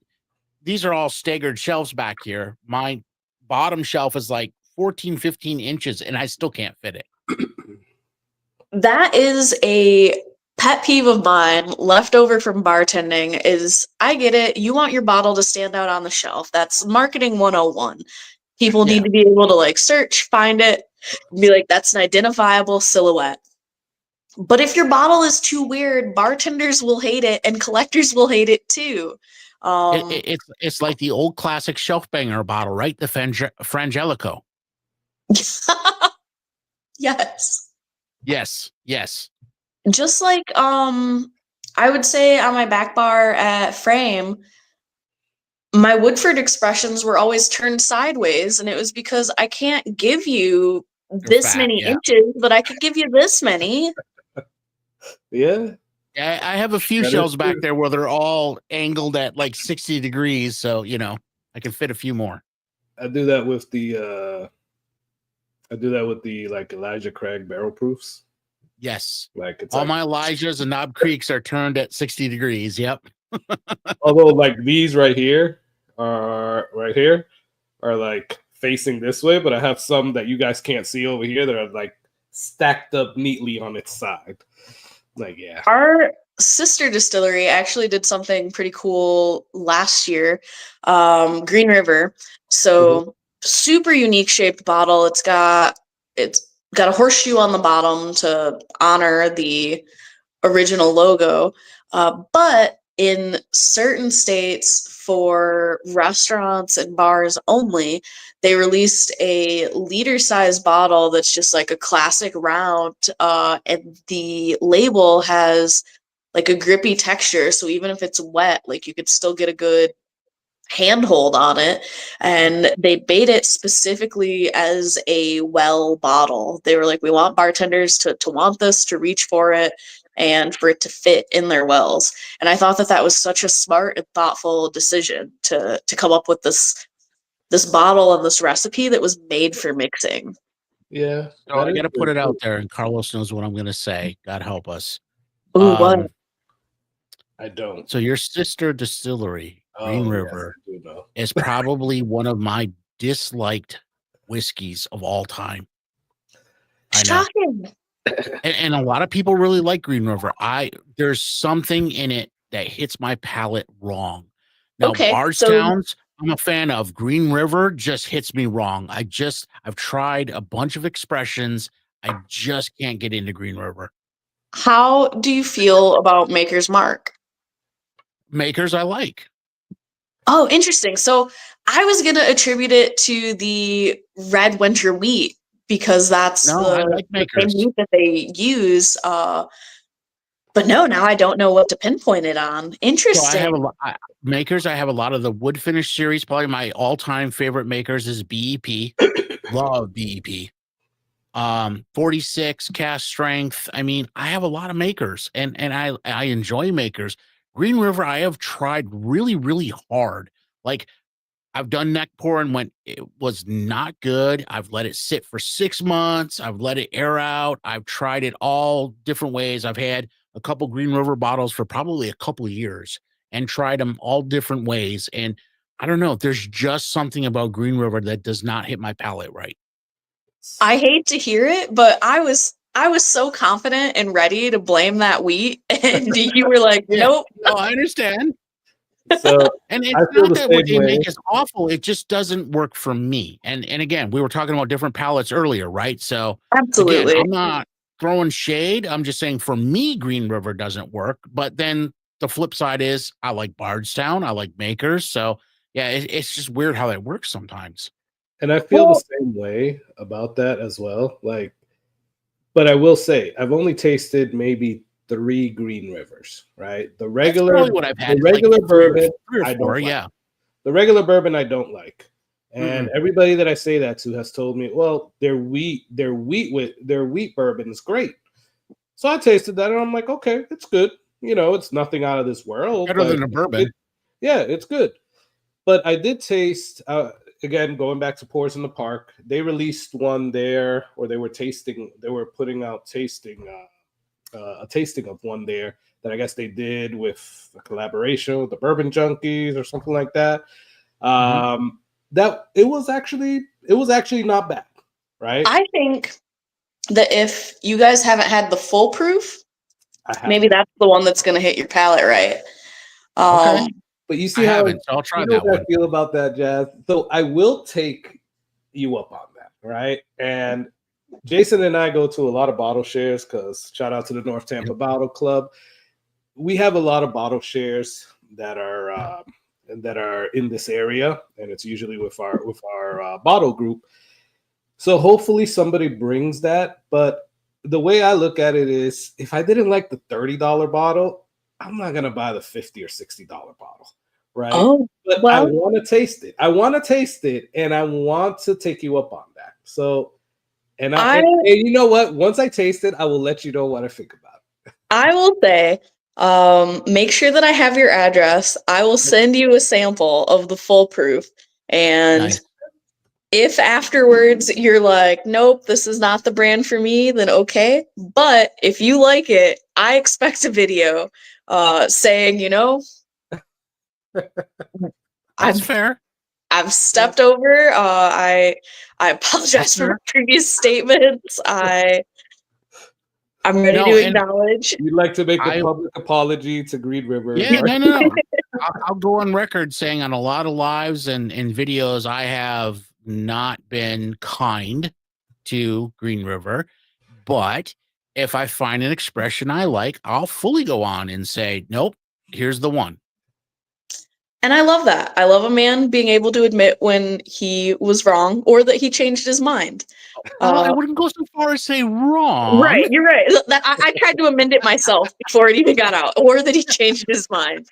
All good, Jazz. All good. So, Jazz, give us a little bit. So, you told us about the Silver Oak. Anything that you want to say about the Pfeiffer Pavitt while we were drinking it? So, Pfeiffer Pavitt to me had some chocolatey notes and some plum. Okay, I was gonna say plummy, but then I was doubting whether plummy was really a word. No. So I hesitated. So I haven't tried this one before. So when I taste it, I get plum on the front palate big time, and the finish is all chocolate. So we're lining up. Yeah, it's good though. I really enjoy it. I haven't tried it before. I really like that one. The only thing I could taste is a little bit of wine finish, unfortunately. It's Cab. I mean, Cab is the softer of the reds. You know, it's not a full on Merlot or. I mean, I've tasted it before, I just don't remember. I don't remember the notes that I had on it, but that's all I could taste right now. Like a little bit of like a grape wine. That's really it. And I really, really enjoy the chocolate finish on it. I do like that a lot. Have you had our Goose Island finish? No, I never got to try that one, Jazz. Yes. And I know there was a bunch of comments in here about the Goose Island one. I'm a big stout beer fan, and I love Goose Island. Shout out to Dave. Shout out to Dave Oglesan. He sent me that as well. Oh, that has to be the best stout finish whiskey that I've ever tasted. Oh my gosh, thank you. That is that to me is like a big old chocolate bomb. Like when I think of that, it is chocolate, honey, malt. And that honey note is why I think it makes such a great gold rush. So better than the Staves and Graves that I had you try, Carlos? Yes, better than the Staves and Graves.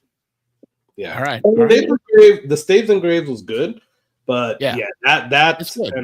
And again, I'm going off of a 2-ounce sample, but that 2-ounce sample, I enjoyed every freaking drop of it. Nice. Well, now I'm gonna have to search that one out. So I mean, I'm trying to find one, quite honestly. All right, fair.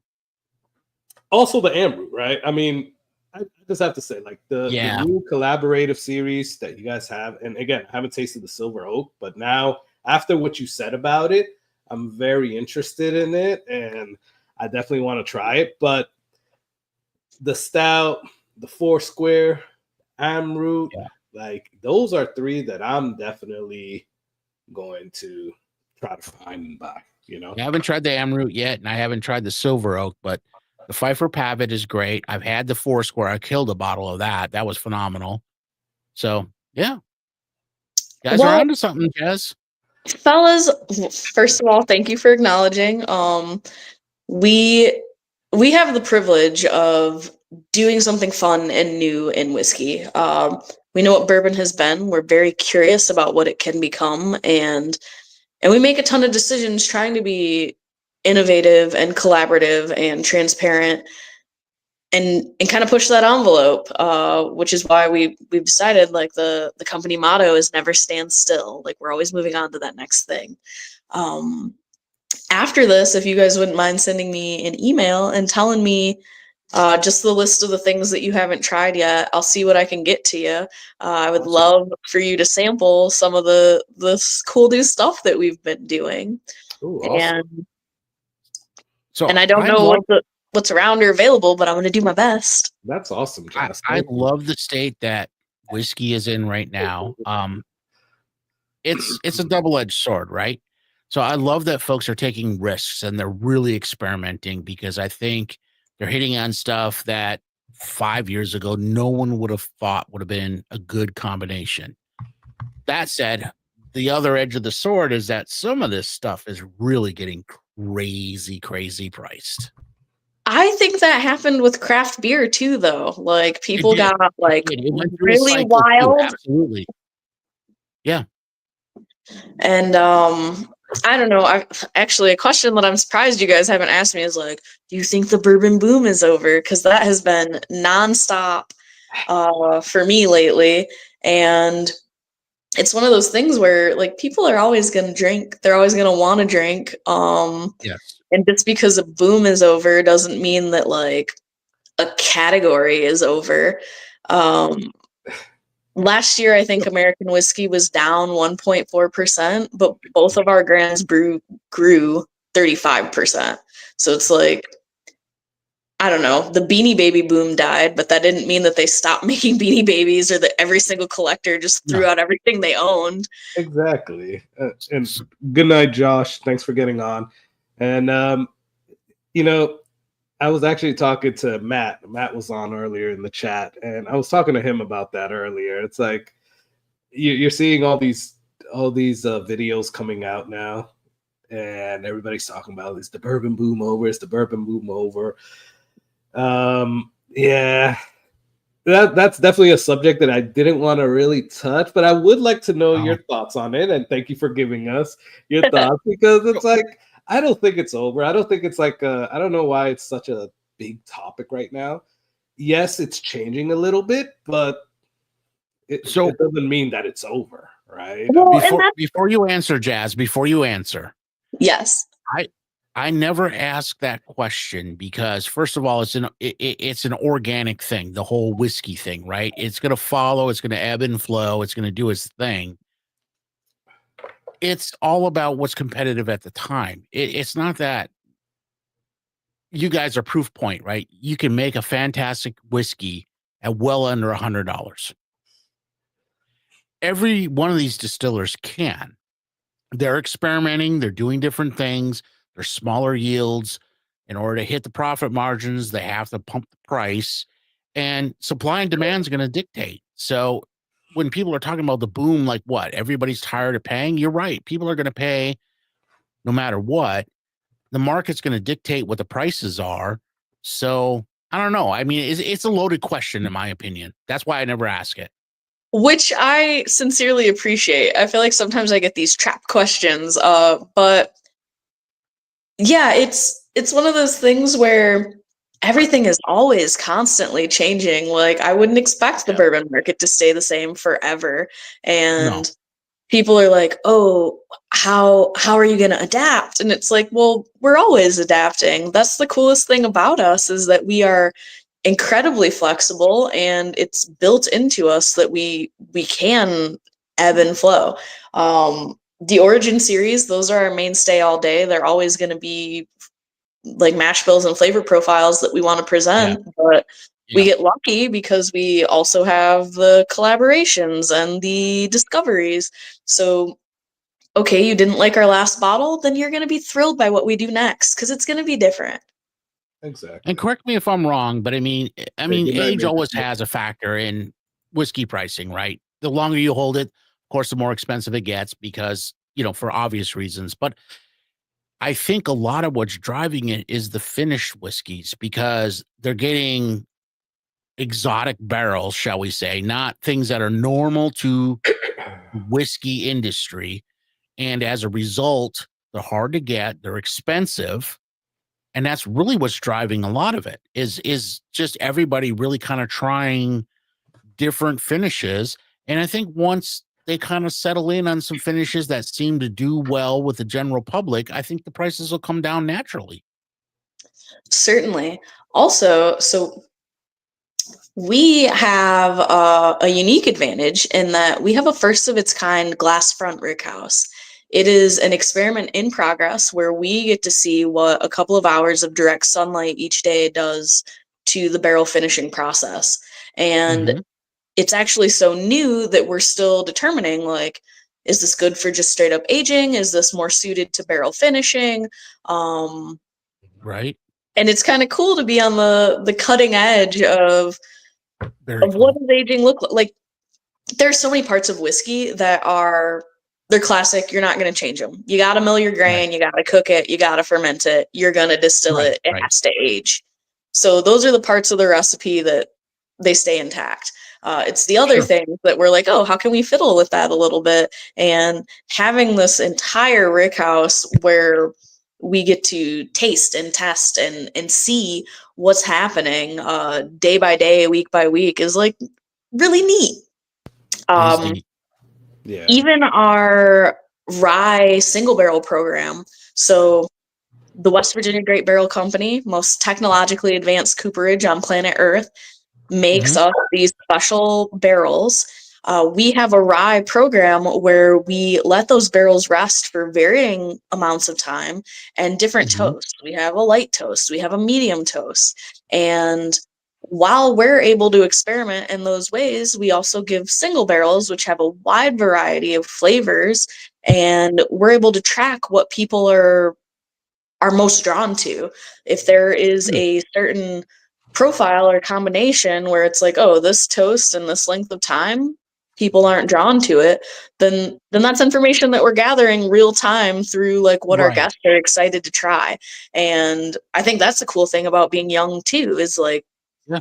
we're not handcuffed to any tradition. There's not a single thing or a mash bill or a process where people are like, Bardstown has to do this. It's like, we could do anything we want. Yeah. But I love that you're tracking the trends because I think that's important. Yeah. Absolutely. I mean, I think that ultimately we're playful, we're exploratory, and we're really curious. Like, we got to Yeah. track the trends because we want to know. Yeah. And that's what makes it really easy for me to be the national brand ambassador, is because I sincerely believe in what we're doing. I'm proud of the bottles, and I actually genuinely like the whiskey. Like, I drink our whiskey, and I drank Yep. it before I was hired by the brand. That's important. That's important. Yeah. No, totally. Yeah. And sorry, what were you going to say? No, just real quick. I'm about to bring Steven Scone on. Shell Yeah. Sippers, if you don't mind, Jazz, if you don't mind. Jason, we're about to bring him Yeah, on. no, I'm good. Give me 1 second. I'll be right back, by the way. Yeah, no worries. And sorry, Jazz. What were you saying? Oh, just that it has been a huge privilege to kind of like just watch how we're evolving. Yeah, no, Thank you, Jeff. Welcome, Stephen. I'm a big supporter of Bardstown. Yeah, y'all doing some great things over there. Yeah, I like the high wheat. I like the Bardstown Discovery 12. Yeah, other than that, great supporter. Believe me, we appreciate it, and no one appreciates it more than me. Like I said earlier, because of Bardstown, I never have to mop a floor at 2 a.m. again. Oh, there you go. There you go. Moving Steven, on up. What are you sipping on right now, Steven? I am sipping on, actually, I poured up Jepler Creed Bloody Butcher Corn. Oh, I was drinking Bardstown before that, but yeah. So I had to pour that one up. I don't know. That's good. That's good. We were drinking Bardstown of the high wheat before that. It's one of my favorite bottles, like top 5 of last year. I agree, man. Thank you. That high Totally agree. Oh, yeah. Yep. Good book. It's good fucking pour. It is. Beat Bardstown the Discovery 12. So yeah, good shit. Good stuff. Yeah. But how do you really feel, Steven? I feel like I'm I don't know. I feel like I've been drinking a lot tonight. You know, it's my first night off, so you know, I'm There you drinking. go. Okay, so I see that Chance Dowd asked about Bardstown doing contract distilling, and I do want to speak to that for just a second.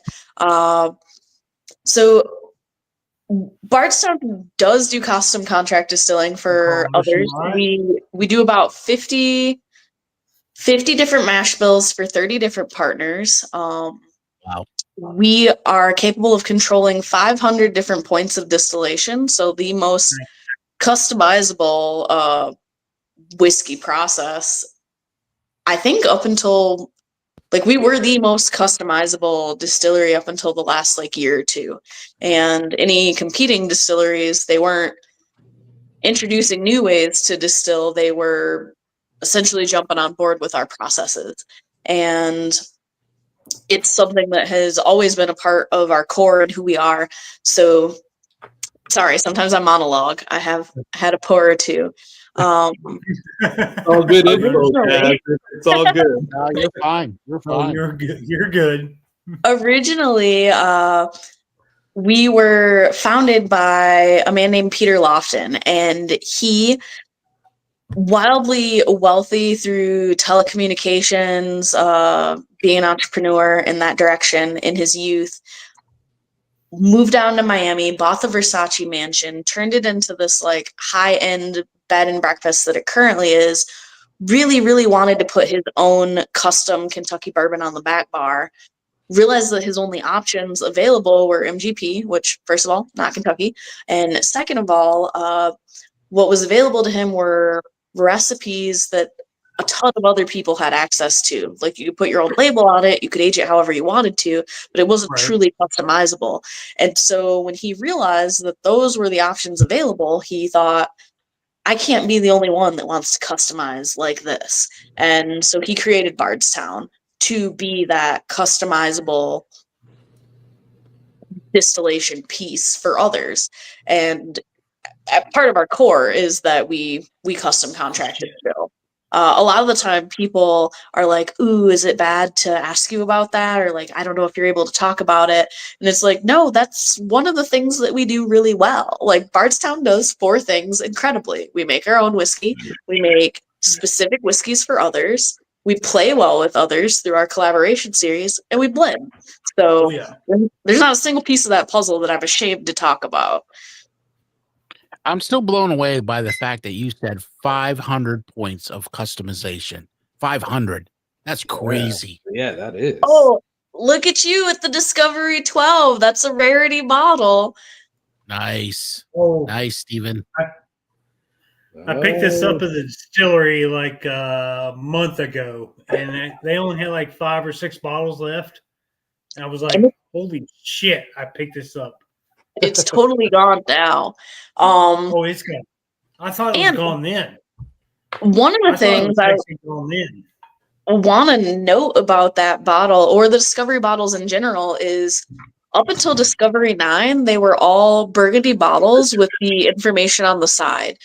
Discovery 10 was the first time that we switched to the white label with the little foil bar, and they're all different colors. So Discovery 10 was red, Discovery 11 was lilac, Discovery 12 is that burnt orange. And we wanted to make it kind of easier for collectors to display their bottles. Because before, it's like, you just have 8 burgundy bottles side by side. They all look identical until you turn it. And now you can look at it and see. So this one was actually signed, but you can't see it anymore. Yeah. He's gone.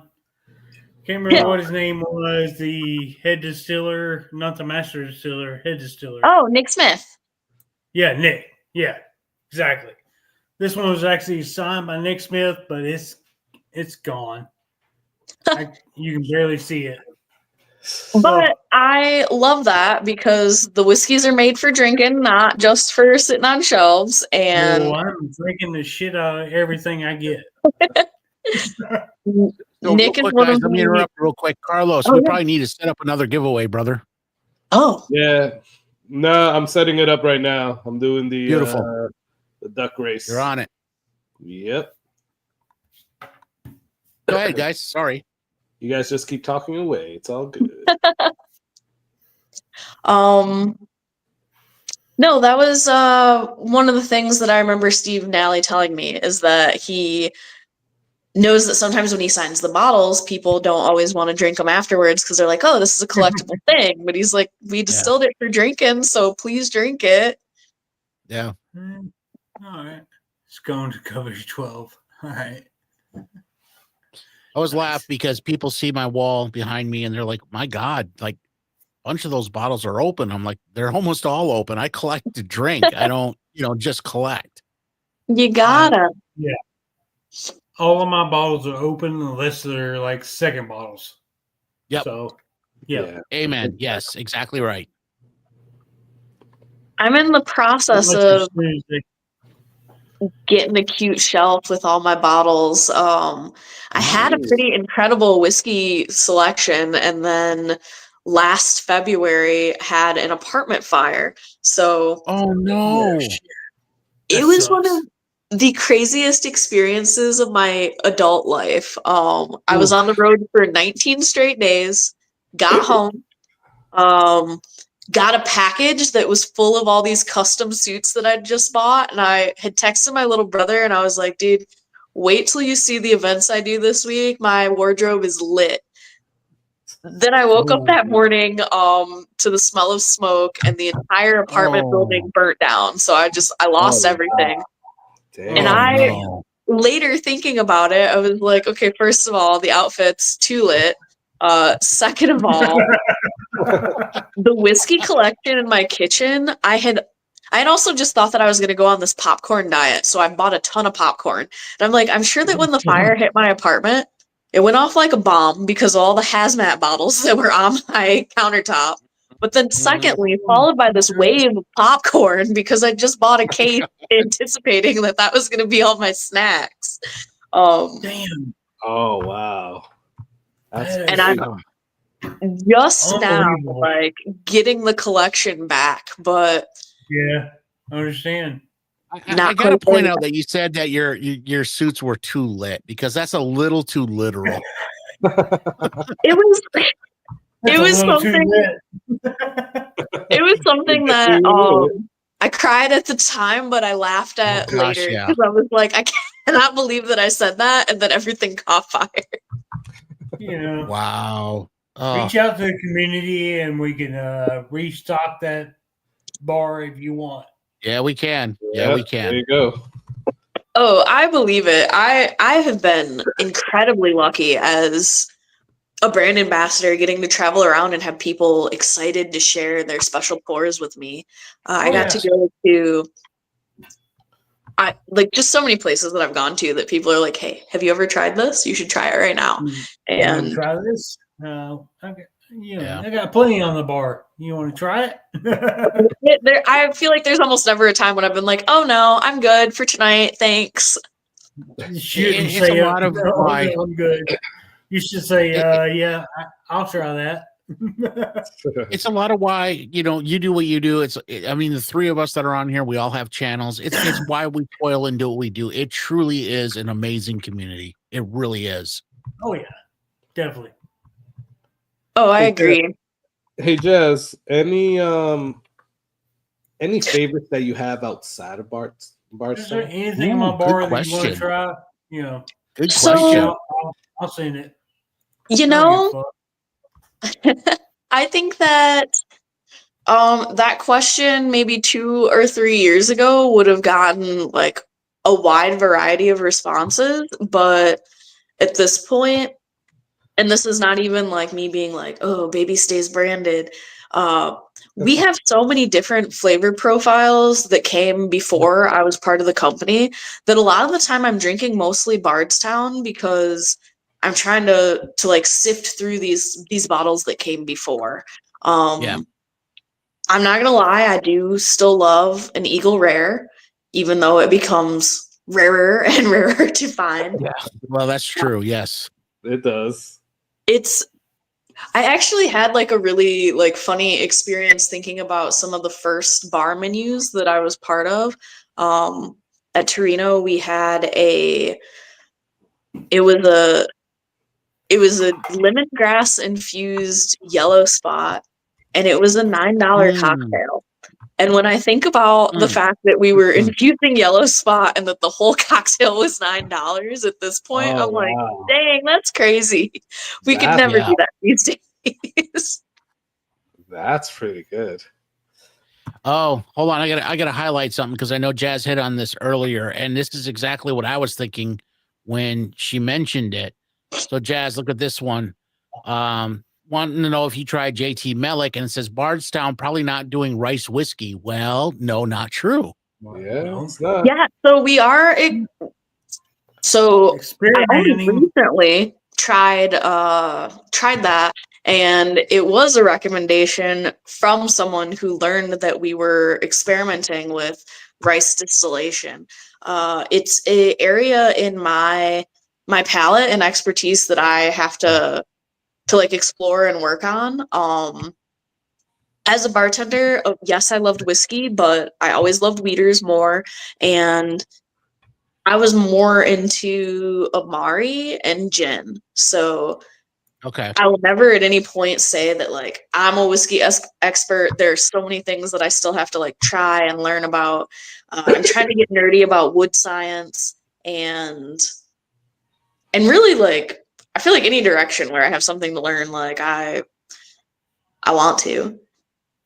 Yeah, just Yeah, I love branch that you out. get into the different flavors. I mean, again, going back to the Manhattans, I'm more of a Verna Amaro, for like a black Manhattan.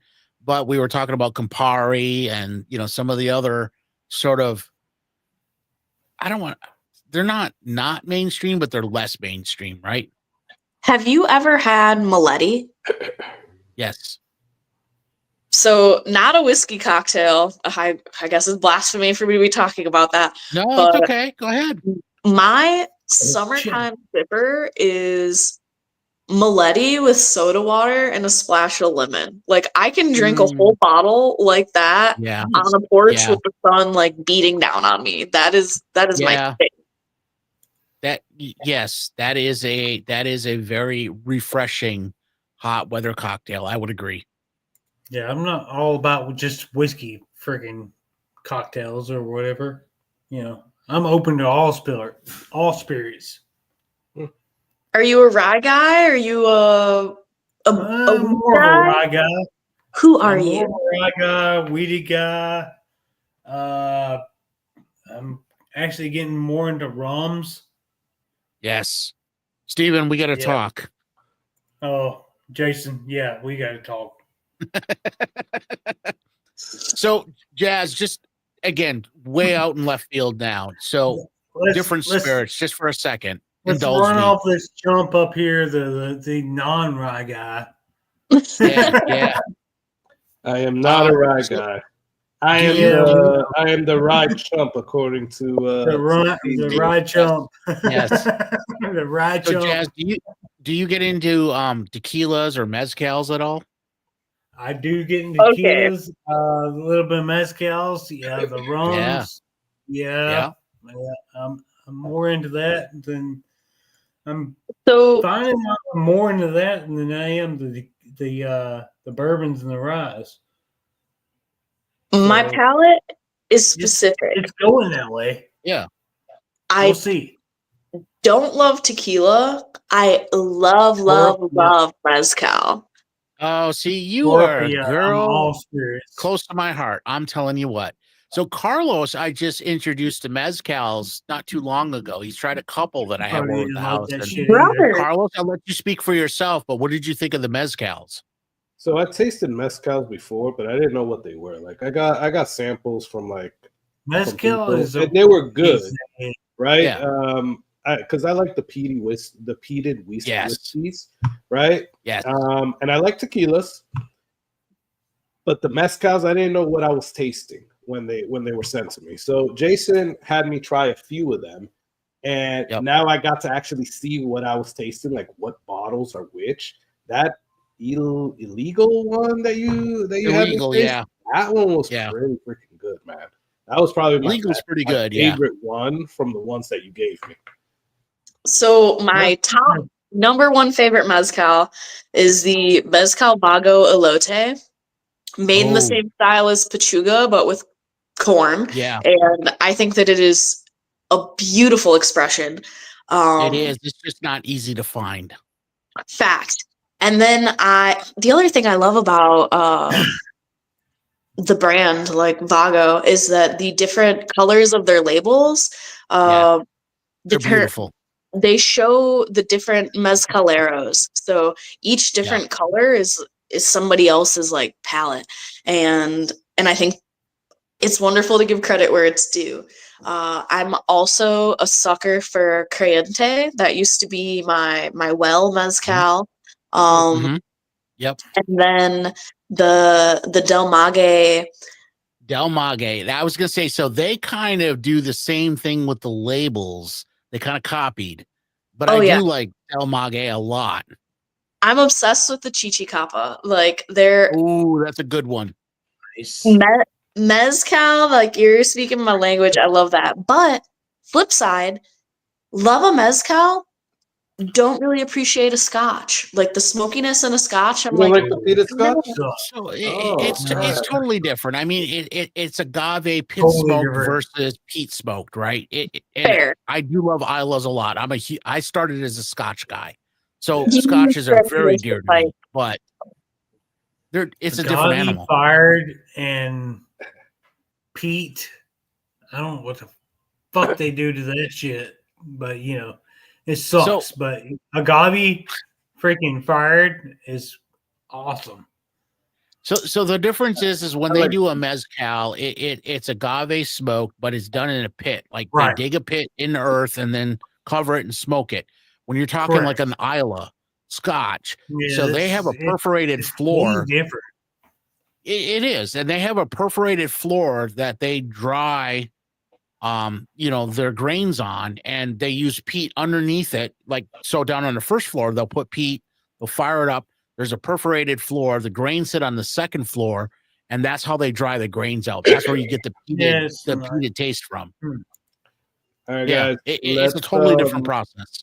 I'm about to share the screen. We're gonna do one of the first giveaways. So this is gonna be for the 4 Bardstown 2-ounce samples. We have the Origin Bottled and Bond. We have the High Wheat bottle, the High Wheat Origin series. We have the Fusion 7 and the Pfeiffer Pavitt. It was the batch 1, right? You said? Yeah, batch 1. Yes? All right, perfect. Batch 1. All right, so look at that. An actual race, that's race cars. Go figure. Oh, yeah, there we go. So I am shuffling this. There's still another one, guys. So if you still want to get in on the next one, it's the same samples plus the Bardstown bar mat. So you still have time for the second one, but we're going to run this one. And so while that's running, Jazz, I got to tell you, mad respect to you for having been a bartender. My channel, I do a lot of like food pairings with whiskey. I do a lot of cocktails. Yes, so it's a little different than a typical whiskey tube channel, but my roots are in cocktails. I mean, I grew up a bartender too. So I worked in a country club for many years, and you know what that means. So yes. Yeah. All the stuff, I was a young man, we're talking a long time ago, 20 plus years ago, learning how to make old fashions. I'm like, what the F is an old fashioned, right? Anything you want Negroni? What the hell is that? Like, come on, Bartending is always going to have my heart. And a lot of the time when I start experiences Chance down. Congrats, Chance. Congrats to you, Chance. But yeah, I sincerely loved bartending. It was one of my favorite things that I've ever done. And at the point, my boss likes to tease me that he had to like beg me to come on board because I got the job offer and I was like, okay, what's the latest I can let you guys know? And they were like, what? Like shocked that I didn't immediately accept. And then I spent an entire week like in mourning. Like everyone around me can attest to the fact that I cried for a week straight because I knew I was going to take this job, but like I didn't feel done with bartending. I was like, there's so much more I wanted to accomplish. And like, I wanted to win awards. There was so much. And I, at no point have ever regretted it. This is the best decision I could have made for myself, but Agreed. But bartending was, that's a piece of me. Like my one super visible tattoo is actually a bartending tattoo. It's the Batessi Bar Tools logo. Oh, yeah, it is. Yes. Oh, And Very cool. that was because they were like, hey, if you get a tattoo that's the size of a quarter or larger, we'll send you free tools. And their tools are nice and handmade. And oh, wow. Get that? Yes. That's awesome. oh yeah, no, I have a silly amount of their strainers right now. But when people ask me about it, they're like, "Oh, what does this tattoo mean?" I was like, "Oh, well, you know, it's a brand, and I put it in a place where when I'm taking cocktails, if you take a picture of me, you can see it." No, you're right, and it's one of those weird things. Like, unless you've been a bartender, you don't really appreciate the tools. I was always a Cocktail Kingdom guy. Like, their weighted shakers. Good stuff. They're good. They're good. And I'm a junkie. Carlos will attest to this. He's been over the house. I open my cabinet. He goes, dude, why do you have so many glasses? Because I have Nick and Nora's, and I have stemless, and I have, I'm just a barware junkie. Oh, when it comes to glassware, I have an obsession. My question for you is, what style of jigger do you prefer? A bell jigger or a Japanese jigger? Oh, shit. And this is going to sound really stupid because it's just, as the night goes on, it's just easier. So I actually have it sitting here on my desk. I like this little OXO. Is it the OXO graduated brand? jigger? It's so easy because it's got the angled graduations in it. So doesn't matter what you're pouring. It's just easy. And I have the fancy ones for my videos, right? So I can do the little, 2-finger tip and, I like this one. It's just practical. That's the jigger I started out on. And I'm a sucker for a bell jigger. I think it just feels good in the hand. And anytime people are like, the Japanese jigger is more accurate, and I'm like, by how much? Yeah. I mean, it's important to get your ratios right because, I mean, that's one of my biggest bitches. So I have two bitches when it comes to cocktails, right? One is that most people compare cocktails they get either at the local bar or a cruise ship, which are garbage. And then my other thing is most people use pre-mixed stuff. So on my channel, I do a lot of like, how do you do all custom syrups, right? Honey syrup, demerara syrup, rich simple syrup, cinnamon syrup. I don't ever make a whiskey sour, anything sour with a sweet and sour mix. Like, no, get out of here. No. Not gonna do it. I hear you.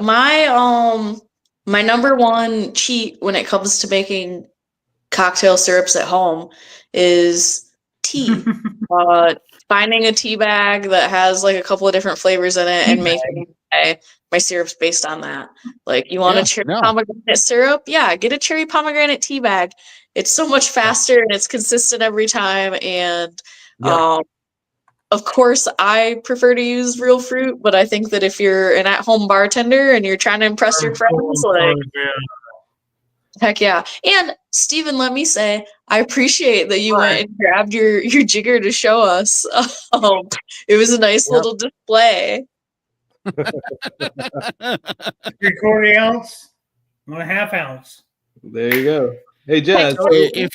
So like for you, like the events that you like go to and even there at Bardstown, do you do like cocktail classes as well? Like, and like with your tastings or anything like that? So part of my contract when I was working at Frame was that I had to make one unique cocktail class a month. And I did that for 5 years. With Bardstown, I do the occasional cocktail class depending on what's going on seasonally, but also like what the places I can go to can accommodate. I think it's a little different doing it at like my set location. Like at Frame, we had 22 cocktail setups. So it's like I had the shakers, I had jiggers, and mesh strainers and hawthorn strainers, and it's a little harder to take that on the road unless I'm going to a place that frequently does cocktail classes. But I will say that Bardstown has been incredible for me because essentially when I came on board, they'd only had one brand ambassador before me. She had only operated during COVID, so she wasn't traveling as much as I am now. And when I was like, hey, what am I being like judged or measured against? They were like, oh, just whatever you are best at. So let's figure out what you excel at. And it's allowed me to grow in so many different directions. Like I've gotten to be consulted for articles. I've gotten to write articles. I have been a hand model. Tomorrow I'm doing voiceovers for the first time about our bottles. Wow. Nice. And cocktail classes, but also like pop-ups. I do guest bartending. I get to teach art of blending experiences or sensory experiences. And sensory experiences are my real like passion. I want to teach people that whiskey's not pretentious, that you have no wrong answers when it comes to your palate. Everything is based on memory. They're like things that you've encountered before. So the only way to be stronger is to encounter things now. I feel really, really incredibly lucky that I'm an adult woman with ADHD, something that was never diagnosed until I became an adult. And so all the different ways that my mind works, they're like, yeah, go out there, like do that thing. And it's been an incredibly exciting and supportive atmosphere. Even being a minority woman in the industry, when I first got hired, my boss told me, I'd like to get you a mentor who has experienced what you're about to experience. He introduced me to Tracy Franklin. She was the first ever Black brand ambassador for Scotch. And he told me right out the gate, like, I can teach you marketing. I can teach you about the bottles. I could teach you public speaking. We can PR train you. But I don't know what it's like to be a woman or a minority walking into these rooms. And so I want to give you the support of someone who does know what that's like. And that was such like a thoughtful move on their part. Like I came from bartending. I didn't know I was going to be a good public speaker. I felt uncomfortable not talking to people without a bar as a barrier to me. So they went way out of their way to make sure that I was comfortable and felt supported was more than I ever could have asked for. That's awesome. So just a piece of advice, not that I know anything about anything, but you have been phenomenal this evening. Thank you, by the way. Thank you. The whole misconception. So as a personal job, I work in an industry that has been historically male dominated. All right. The whole fact of, the woman and this, that, and the other thing. Here's the simplest answer I can give you. Be you. And I'm telling you, the people worth following you and the people that want to follow you don't care. It's all about you. That's true. I think that you give what you get, and That's right. The unworthy will weed themselves out. Absolutely. 100%. I've been 100%. incredibly lucky, like even experiences like this, like this is so fun, and I'm so grateful to be invited, and I think that we've had a wonderful conversation tonight. We have. Definitely. You've been wonderful. And you've would been have you on again in a heartbeat. I mean, this has been a blast. So don't read too far into that stuff. I mean, there's always folks that do. There's always influences outside of the industry, in the industry, that tell you should think a certain way. Just be you, Jazz. That's all you need to do. Trust me. Jazz, Trust me. think, that's it.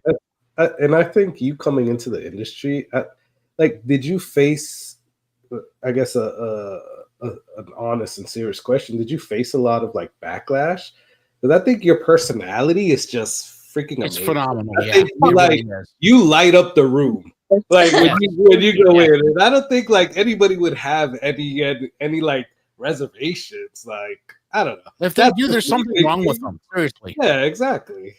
Well, I'm going to say, I think that one of my biggest detriments is that I have a young face, and people don't think that I have as much experience or knowledge as maybe I might. Every time that I say like, "Oh, I'll be 37 at the end of February," people are like, "What?" But you know what? Your age Don't look doesn't matter. And you Your don't gender look at doesn't Jazz. matter. No. I get what you're saying, but all you have to do, Jazz, honestly, is open your mouth for 5 minutes and it all goes away. Trust me. Thank you very much. No, You're it is. welcome. No, seriously. And we need more folks like you that are passionate. And that's really what it comes down to. Us old school whiskey folks, I say, it's really about, are they passionate? Do they care about what they're doing? You know, are they going to share some information? You've done all of those things. And that's why we had the chat that we did. I was serious when I said earlier to Carlos, like, my God, the chat is lit up. Seriously. Yeah. It's fantastic. And it's because you were just being you. Always do that and you're going to be golden. I guarantee you. Yeah. And we can tell like your passion for this, Jazz. Yes. Like, it comes through. That comes through like crazy. Yep. Oh my gosh, 100%. thank you. No, it's it was initially like a really jarring transition because I knew I was a great bartender. Like I felt very confident in my bartending ability. I was not sure that I was going to be a great public speaker or that I was going to be good at talking about one thing. Like part of being a bartender was educating in a million different directions. Oh my gosh, let me teach you what a shrub is. You've never had this cocktail? Like, let me tell you all about its history. And to really like narrow that focus down, I was concerned that I wouldn't be good or interesting. And then I encountered people like you who tell me that like my points are landing, that I'm doing a good job, and I am so incredibly appreciative of it. But if you look at YouTube and you being a bartender, I'm sure you follow some of the bigger cocktail guys, right? So if you look at Anders, if you look at Steve the bartender, Educated Barfly, Kevin Coast, all these guys. And granted, okay, they're all guys, right? But the one thing that they do is the same thing that you do, the same thing that I do, is they just educate. It's not about anything else that this is a good cocktail. The passion comes through, right? And that's what sells it. You know that. Yeah. Okay, I'm noticing a thing in the chat. Jazz needs a channel. Maybe one of these days I'll get there. But let me tell you, the channel would be called Food, Booze, and Zoos because that is what that's what I'm that's nice. into while I'm traveling. I like it. Nice. See, you already got it down. You just got to do it. We need it. We need you to put it out there. Time. Absolutely. See, and initially we thought I was only going to have an hour to spend, and here we are, 2 hours, 45 minutes into the conversation. You know what? And we love you for hanging in with us, seriously, because I know Carlos told me that too. He's like, Jazz only has an hour, and I'm like, well, you know, we'll cover everything we can. Thank you for hanging out with us, seriously. Thank you, Jazz. No, sincerely, the pleasure is all mine. The time flies when you're having fun. Like it has not felt like almost 3 hours, I assure you. And Carlos and I have a problem with our lives. And we talk about this often. We're like, okay, so look, we're going to keep our interview to an hour and then we're going to get folks on, you know, and Steven is on. Thank you, Steven, for being on. And, you know, we have an agenda, believe it or not.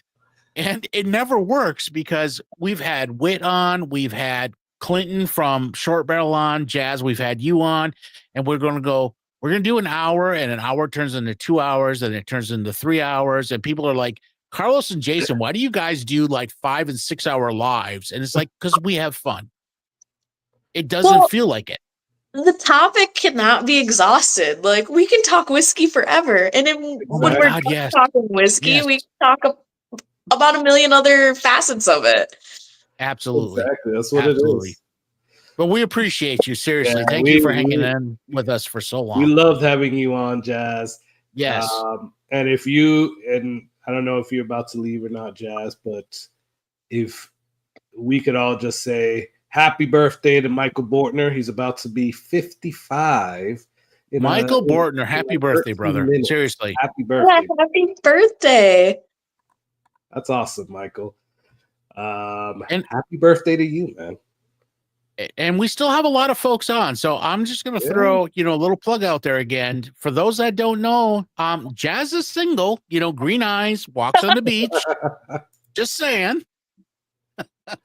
There you go. And please go and follow her and tell all your absolutely to follow her on Instagram. Jazz, what's that one? Jazz.distilled. Jaz.distilled. All right, there you go. Nice. Okay. Earlier, you were going to ask me whether I preferred Jazz or Jaz'min. Obviously, my name is Jaz'min. I prefer to go by Jazz, but I introduce myself as Jaz'min every time because when I introduce myself as Jazz, everyone immediately assumes like, "Oh, Jess." And it's like, no, that's not right. So I feel like a lot of the time I throw people for a loop when they're like, "Oh, this is Jazz." And I'm like, "Hi, Jaz'min Weaver." And they're like, "Oh, do you not like that?" It's like, no, it's my preference, but I want to make sure that people are hearing exactly what I want to be called. All good. All good. And thanks for clearing that up. Oh, look at that. Michael Bortner. If he wasn't ready, back up. Oh, Michael was on it. He was the one that pointed out about the green eyes and walks on the beach. So he did. That's well, true. Thank you, Michael. I'd like to let everyone know I would make a fantastic second wife. A little high maintenance, but really fun. There you go. Hey guys, we're about to do the second giveaway now. So, and I'll be right back. Yeah, no problem. Are we on the free giveaway or the super chat giveaway? No, so the free giveaway was done earlier. Jay Glover won the first giveaway. What? Who won the first one? You took a picture. I did take a picture. I always take a picture. I got you, brother. So the first giveaway was it was Chance Downs. Oh, Chance, yeah, Chance. That's right. How could I forget it, Chance? And now we got this one, which is the second one, which is the 4 Bardstown 2-ounce samples, and then the bar Bardstown bar mats. Very cool. Very cool. There you go, guys. So let me share this. We'll do that.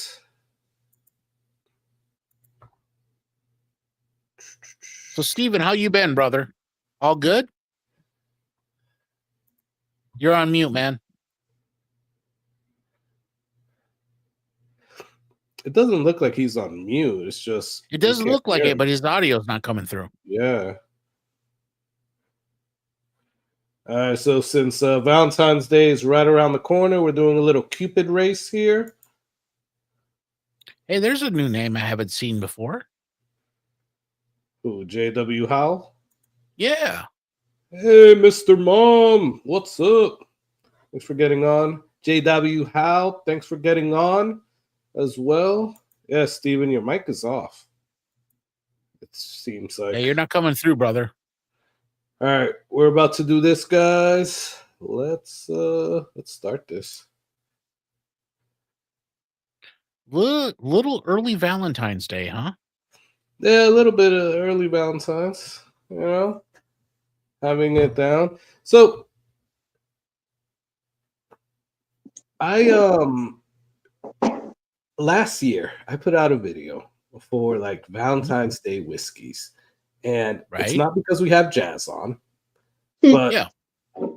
I did actually put the Pfeiffer Pavitt on there just because of the packaging. And honestly, it's a good, from what I remember, it's a good wine finish whiskey. But it just is. The packaging looks very like, I don't know. I see it more like you get like some roses and a box of chocolate, and this kind of goes pretty good. So, it's a bottle for romance. Yes, exactly. So what I like about it, honestly, and Chip. Chip, nice. Congrats, Chip.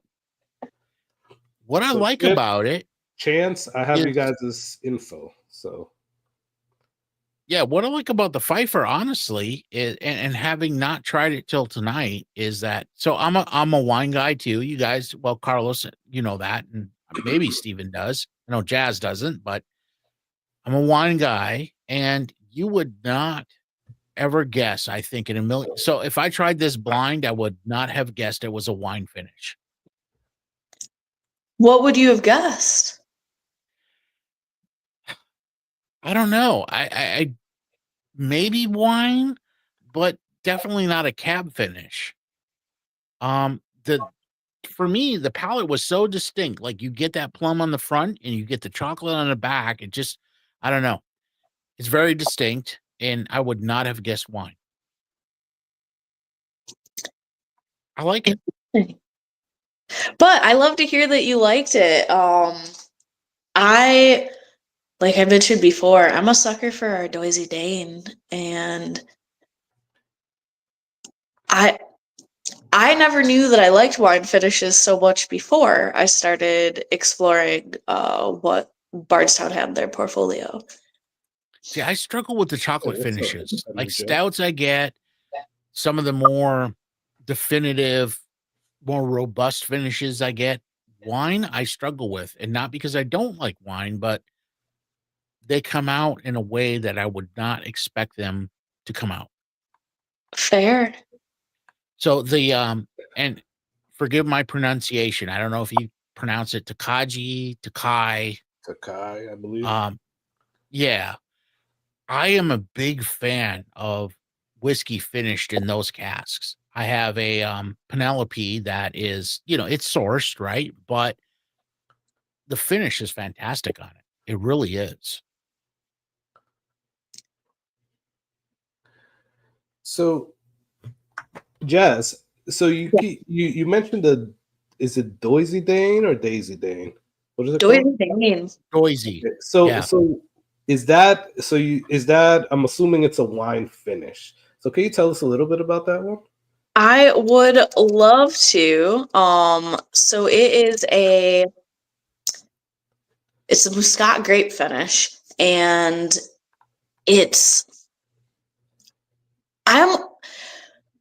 so to my palate, it presents as sweet, but I think that sweet is an inaccurate representation of what it is. Like it's got a lot of grape going on, and it is like, I think when I think of a dessert wine, it's almost like that and whiskey had a baby, and it's the most beautiful, balanced, gently acidic, full round mouthfeel baby that you could ever hope for. But I think it would be very hard to find at this point. And really one of the first times that I encountered a finish that made me say, oh, I haven't experienced this before. And a handful of times now, Bardstown has done that to me. Like our Goose Island finish was the first time that I'd really encountered something so dark and chocolatey and malty. So it's been a really educational journey for me, being the brand ambassador, and encountering these pours that I really maybe wouldn't have found otherwise. Yeah, that sounds really good. Yeah, I wish I would have. And I did see it at the distillery when I went. I was like, I wish I would have bought it. I was like, damn. So silly of you. Huh? Yeah, so Right? I haven't tried that one, but I gotta ask, Jazz. You've mentioned mouthfeel a few times, and I'm kind of a mouthfeel junkie. Okay. So guys, real quick, I'm gonna bring William Hall on. William, you good? Yeah, bring William on for sure. Welcome, William. What's up, William? Hi. How you doing, brother? Jaz'min, thank you. Appreciate what you did tonight. My pleasure. Thank you. If you So put up when a we talk decent about for a while- mouthfeel, I guess I'm curious, Jazz, like when you say mouthfeel, because it's different. Everything's subjective, right? So it's different for different folks. Are you saying mouthfeel just in terms of actual viscosity, or do you relate it more to it has more of that coating property? You know what I mean? So I think that the way that I think about mouthfeel is probably the vaguest that you'll encounter, and it's a million different directions. I think that Yeah. when you're talking about whiskey, it is just as important to be able to pull out a single note as it is to talk about what you're experiencing. So is it sharp? Is it dry? Is it tannic? Is it lingering? Is it plush? Is it velvety? And because I come from an English major background, I'm always encouraging people to just use, I'm like, if it makes you if you think of it, use it.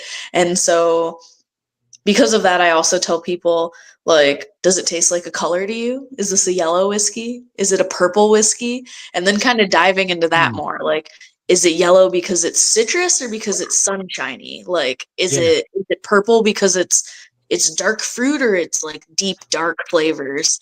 I just love vocabulary. Like I love words, and the more that I can hear other people speak about what they're experiencing, the better I can build the way that I speak about what I'm experiencing.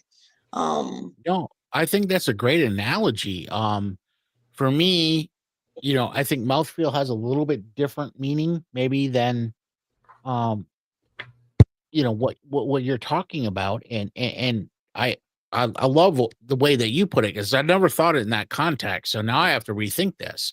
But for me, like, so when I talk about mouthfeel, and I've often said this, Carlos has been over many, many times, and I will always tell him, like, one of the greatest mouthfeel whiskeys I've had is a Smoke Wagon Distiller's Blend. And the reason is it has that, I don't know if there's any other way to describe it, but it has a velvety mouthfeel. So when you drink it, it has sort of that coating property. It just feels creamy.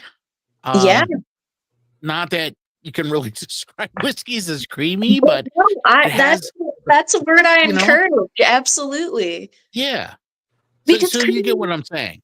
Creamy is something that I feel like there's like a fattiness to it. There's a roundness to it. There's a mouth coating feeling to it. So no, creamy is a perfect descriptor. And it's not a flavor. It's more of a sensation, right? Absolutely. In the same way, the tannin is a feeling, not a flavor. Like, it's mouth drying, it's grippy, but yeah. Oh, grippy. I like that. Yeah. And that's a good one. I like that. Grippy. Point, I love the color. Like, yeah, that's really cool. I love that you break it down to colors. That's really cool. I just think that any word that you can have at your disposal to describe what's going on for you might help you connect with another person. And so frequently, I start my experiences by telling people, like, please don't be shy. This is just like if everybody's read the book in the book club, we all have the fullest experience. And even if you feel silly, like, just still tell me what you're getting. One time somebody told me that the weeded tasted like corn pops, and I was like, yeah, it does taste like a boozy corn pop. And now that you've said it, I can't unhear it, untaste it. But it was a connection I never made before somebody else did. Yeah. I think, to me, the hardest thing is to describe. Not everybody all at once. No. I think the hardest thing to me is always trying to describe to people sort of a taste profile, right? And I know William and Steven and Carlos will all agree to this. Like, it's always subjective, but you try to break it down into a term that folks could understand. And I'm sorry, I mean, we get some really wild. Carlos knows this. Like, there's some folks that, especially when it comes to Scotch, right, Carlos, they'll go, oh, it tastes like wet rocks. And I'm going, how the hell do you know what a wet rock tastes like? All right, I'm sorry, but no. So when you break it down into sort of dumb it down, I guess is the right way to say it. We're not trying to be all high and mighty. We dumb it down to say, hey, I got this sort of a flavor from it. It's hard to describe. I got to tell you, Jazz, I really like the color analogy. Like, that's a really simple way to put it. Yeah, I love that. That's really cool.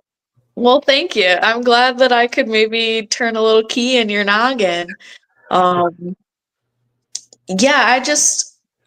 I think that there are so many things that we never know that we're experiencing the same way as someone else. Flavor's certainly one of them. Color's another one of them. Like I really, really enjoy painting. And the idea that when I'm making something, other people aren't seeing it the same way that I am has always disturbed me. And whiskey's a little bit like that too, where it's like, I love this thing about this pour. And are you even experiencing that same thing? I don't know, but if we can find maybe some common ground language to talk about it, maybe I can know. And yeah, No, I mean, I think it's great. And I'm curious because William and Steven. I see you with this bottle. William, there you go. Bottle kill. Nice. The good word of Bardstown spread further and further. Thank you, sir. So William and Steven have both had a ton of whiskeys. You know, guys, I'm actually curious, like when you're trying to describe some of the best whiskeys you've had to folks, how do you like describe the palate? Like, do you do it in terms of like texture, flavor? How do you guys do it? Mostly flavor. Because whether it's sweet on the front, get the spice and the rice and the rye and the spice on the back end. That's my first drink of the night. I can't even talk. God bless you. Thanks for joining us. But thanks, Willie. That's generally how I do it. If I'm trying to or find something that they've had before that I can equate or at least get in the ballpark. Yeah. You know. My question for you guys is, do any of you know if you're super tasters? So define super tasters for us.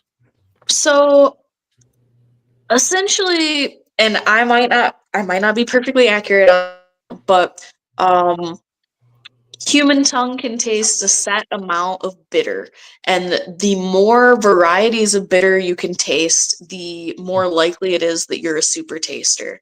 And there are these little they're like little paper strips that if you're not a super taster, you put them in your mouth and they just taste like paper. If you are a super taster, they taste like a grapefruit rind or malort or something like bitter.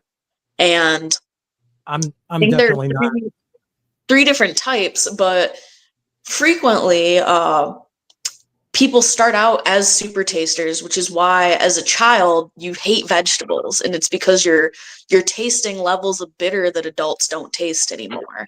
So it's like broccoli truly is disgusting to you because it doesn't taste the same way it tastes to adults. But I'm always curious when I'm tasting with other people, whether they're super tasters or not, because it makes them less likely to like IPAs, less likely to like certain vegetables, but more sensitive to certain flavors in whiskey as well. You know, that brings up a good point, right? Because I was actually talking to somebody about have you guys heard, obviously, that some, like, half of the world tastes soap when they taste cilantro or when they eat cilantro? Yeah. Which is an unfortunate curse for them, because it is. I freaking love cilantro. But then, like, going to your point now, it's like, it's crazy because, like, they'll associate that taste with something totally different than what I guess half of the other world does. Right? So it's like, I never heard the super taster phrase before, but I guess that would make them kind of like a super taster, right? Because, or at least in that end. Oh yeah. Thanks, Mike. mine's all palate driven because I vape a lot, which coats my mouth and really kind of kills a bunch of stuff. I drink a lot of Diet Dr. Pepper. That's another one that just kind of coats my mouth. Dr. Pepper, one of the best sodas in the world. Amen. I'm with you. And but what I have noticed though is when I nose things, like if I use a nosing kit, then I can really start to pull things out. But I got to sit down and just kind of work through it. Right. Oh, And I agree. But for me, I don't smell. think it's just a nosing kit. I think that it's anything. Like if you get in your spice cabinet and you're smelling things right next to your whiskey, you're gonna be so much faster at picking it up the next time.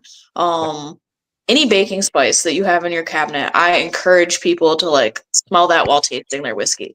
Cinnamon, allspice, clove, even black pepper, because so frequently people think that they know what a spice or an herb smells or tastes like, but the answer is no. You know it in combination with something else. Like, how often are you just having cinnamon by itself? No, you're having it in a cookie and a cake and a coffee. So I think isolating flavors and fragrances help you become a stronger taster as well. You know, I did that the other day, though. Not the other day, like a couple of months back, Jazz, because I was watching somebody's review and they were like, oh, yeah, I taste a little bit of white pepper. And I'm like, white pepper? Like, what are you talking about? What the hell is white pepper? Never heard of it. I'm like, I know the black pepper. Yeah. I'm like, okay. I literally went out and bought a little thing of like white pepper and had that by itself. Like, I was like, all right, I need to know what this tastes like. I was like, okay. Now I get this whole white pepper thing. And I'm a little scared that you were a one pepper household. How do you live with only one type of pepper? Yeah, that's crazy. Thank you, William. That's all we use here, black pepper. You're scaring me, man. That's it. And then Carlos, you know, there's different grinds of pepper because you can do coarse, you can do fine. I mean, you know, obviously I know that, man, but I've never tasted, and obviously I've tasted black pepper by itself, but like to Jazz's point, it's like you usually taste all of these things inside of like what you're cooking or inside of other things. Like you don't taste it by itself. So the nose, I mean, you can make your own like nose and pairing kit or whatever it's called, and kind of take some of these spices and like just taste them by yourself, right? Hey, real quick, good night, Roger Randall. And, good night, Roger. Hi, Roger. And Jazz, Independent Joe has a question here. Going back to the Origin series, he was talking about, he's asking, is there another direction that the Origin series is going to explore? Because you guys have the rye, the bottled and bond, the weeded, the high weeded, anything else that you see coming down the line? So we've got the 4 for now, and I would not be surprised at all if there was a 5th mash bill that got introduced. I think that a 4 grain is most likely, but there's nothing at this time that I'm like, ooh, there's a timeline and I know for sure what we're gonna do. I just think that it's pretty likely that there will be something additional because we're just always experimenting. And I know that there's a lot of liquid land down that is a variety of ages. But like anything else that we're doing, there's going to be that internal collaboration where we're talking about it, we're tasting it, we're voting through things before it ever hits the bottles or the shelves. Nice. We didn't get to it tonight, the white label Origin, but it's a 3 grain. It's not far off of 4 grain. So that is 60% corn, 36% rye, and the rest malted barley, of course. Yeah. But I think super tasty and really like ginger spicy to me. Like the thing that I pair it with is candied ginger, because I think that that's like the note that I'm getting the most off of. Rye is a very like personality forward grain. And 2 years with the company, and you know what the mash bill is. I'm telling you what. Cheers, No, I just think that it's really important to be able to talk about these nuances between the bottles so that you can kind of guide people into what they're into. I know that a lot of places release mash bills, but they're not printed on the bottle. But from a bartender's perspective, like I like having the mash bill right up on the bottle because it makes staff education easy. But two, it makes it easy to kind of pinpoint people's palates to be like, oh, you liked this? Like, you like this high rye? I know another high rye that I can introduce you to. That was my greatest joy as a bartender, is like essentially bullying palates in the simplest way of putting it. Somebody telling me like, oh, I don't think I like this thing. And I'm like, oh, well, let me introduce you to this thing that you will like. And then this other thing that you will like. So, but here's what I want to point out. So Carlos and I have done a number of interviews with distilleries, right? Usually master blenders. Master blenders tend to obviously understand the mash bills.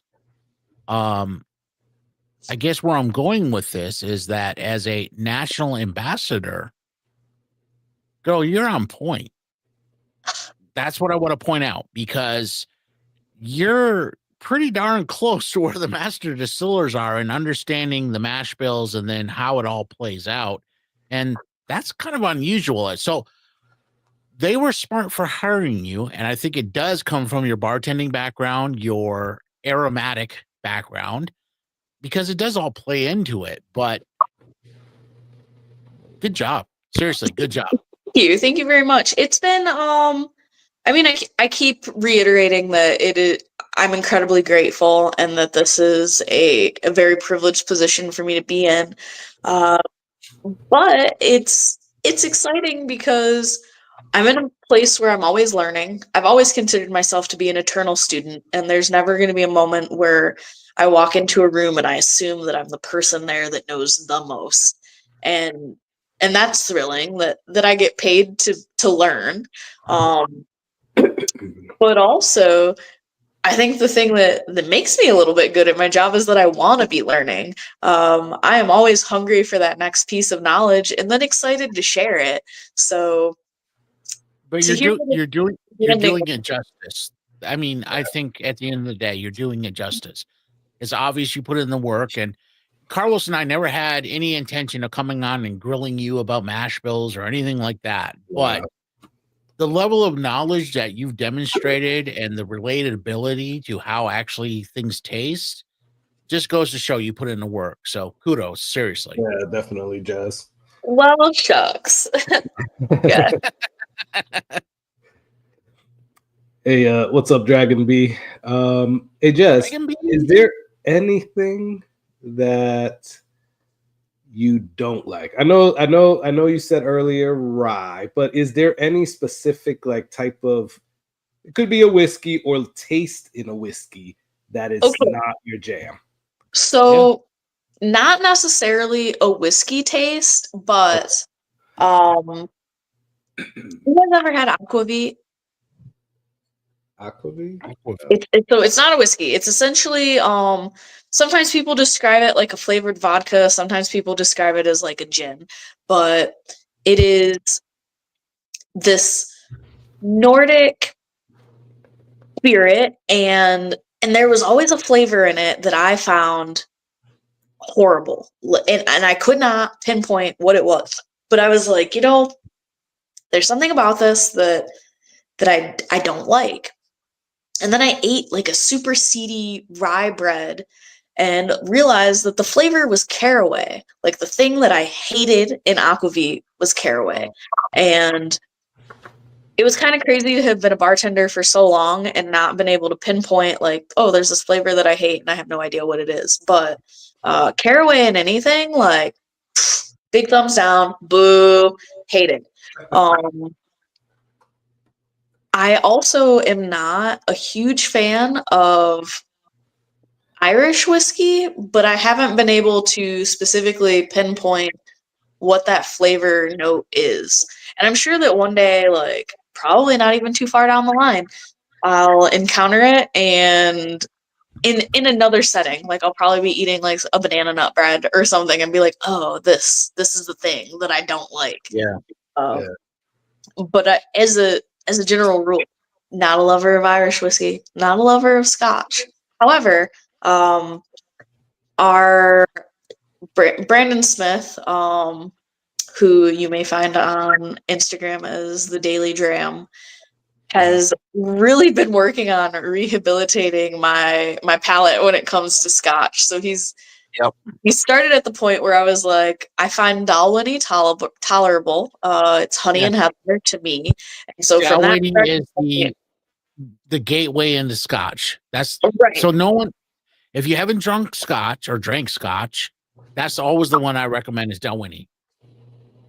And from that starting point, he has kind of been baby stepping me into all these different directions to try to figure out my palate, because he's like, I know that you're gonna like it. We just got to get you to the point where you're figuring out the parts that you don't like. So that's been an exciting journey too, and incredibly grateful for coworkers that are willing to take the time to be like, all right, let's delve into this. Like, what are you liking? What are you liking?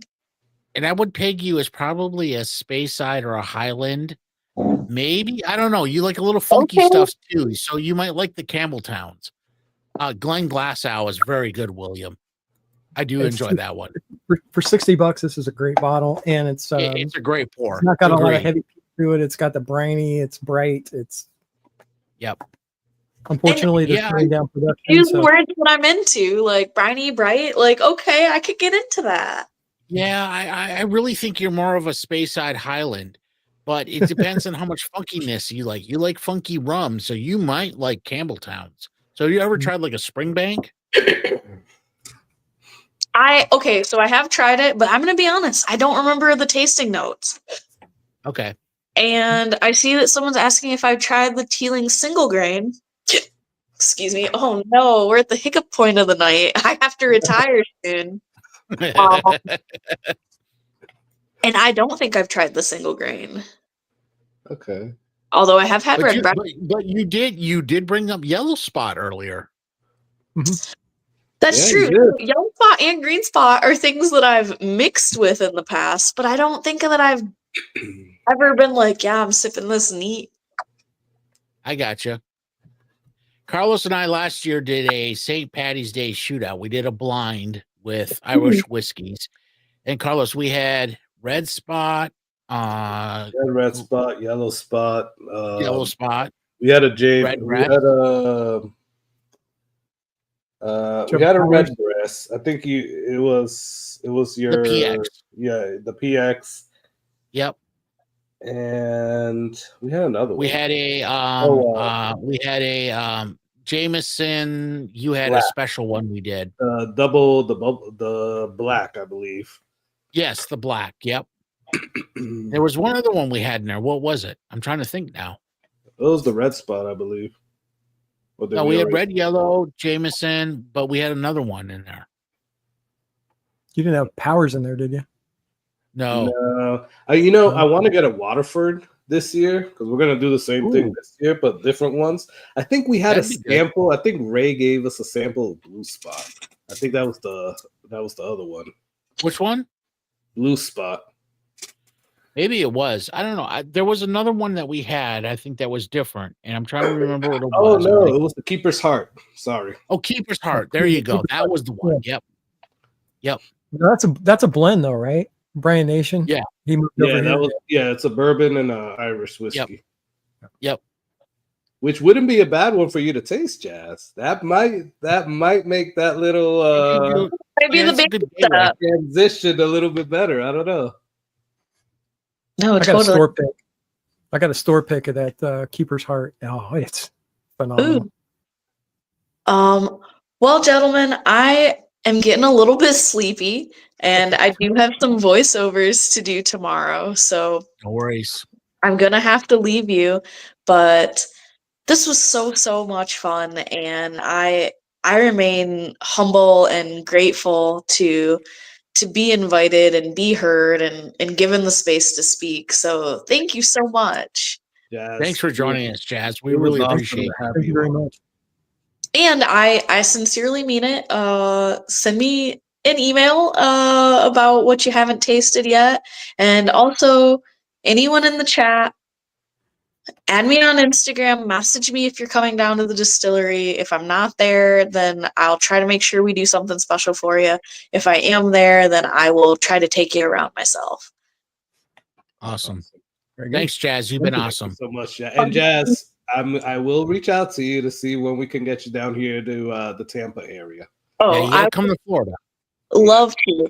And let's just keep in mind next year, get these invitations out early January, February. I'm not trying to be in the north during the winter. Like, no, please, you're not. You need to be down here.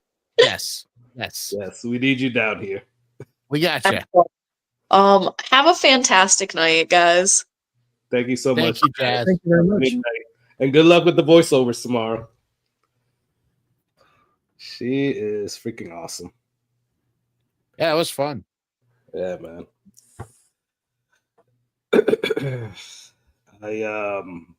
Now we're all going to sit here and stare at each other awkwardly.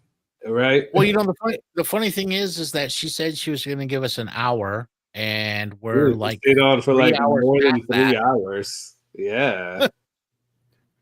Yeah, dude. Well, it was like 3 hours because it's about 3 hours because we brought her on like around 3 hours. Yeah, that's crazy. But yeah, she was awesome. And I'll definitely take her up on the offer. I'm gonna reach out to her whenever I go up to Kentucky to see if she's there at Bardstown to do the tour of her. Yeah, I want the special tour. Yeah, it's only 2.5 hours for me. Only 2.5 hours? No, William. How you doing over there, Williams? I'm good. Good. All right. You remember looking that? good, brother. What are you on right now? Is that what Carlos, you're drinking? Daniel single barrel proof. You remember this bottle, Carlos? Is that I don't remember that bottle. Is that what I sent you? Is that the rye or the bourbon? I won this from Carlos about, year and a half ago? 2 years ago? Oh, wow. Shit. Nice. It was one of those late nights. I think it was about 3 o'clock in the morning. We never have those. I don't know what you're talking about. Yeah, exactly. That was a long time. Steven got there. Steven, we cannot hear you, man, but that is a good whiskey, dude. Have you guys tasted the Old Dominic? No. I have not. No. So Keith P sent me. Hold on a second.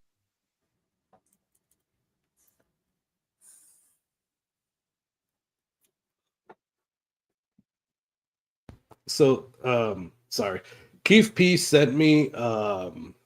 He sent me, I think, 2 samples of it. It was pretty good. Like both samples. Yeah. I think they were both single barrels, and they're pretty good. Like, and I haven't had anything from Old Dominic except for like their Huling Station before that, and that was all right. I mean, it was okay. I wouldn't buy a bottle personally, but the Old Dominics, they're pretty good. Nice. I don't think I've had any of it. I haven't seen it up here, so I haven't gone down that rabbit hole yet. But yeah, I don't think I've seen it here in Florida either. I have seen it in Georgia though, so they get it over there. They're in Georgia, right? That's where they're from. Georgia. They're Georgia, in Alabama. Memphis, Tennessee, I believe. Oh, yeah, really? I think that's Tennessee. Yeah. William, I got to tell you, you're looking good, brother. Yeah, man. 73 pounds. You feeling better? Awesome, dude. Feel a ton better. Good. Congrats, man. Yeah, it shows, man. I'm happy to see that you came on tonight, and I'm happy to see how you're looking. Seriously, I needed that. Yeah. No, I get it. Absolutely. Look at that. Shay, what's Steven, you got up? audio, brother? Nope. Fine as F. Steven, can we hear you now? No. Still can't. I think it's you, Carlos. You just muted him so he can't call you a chump. Yeah, that was it. I devised a plan to ultimately mute Steven from all lives. I'll be right back. Yeah, man. No worries. Oh man, this was really cool, dude. Like, I wish I could have tasted. This was fun. I wish I could have tasted some of these. Like, obviously, I know, man. I've tasted these in the past, but it was different. Like having like Jazz like talking about them. It was cool. Going through them. It was cool. Yeah. She did a great job. Yeah, she did, man. She's awesome.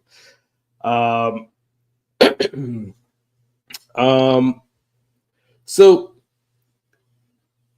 going back, so we have and anybody can chime in here in the chat.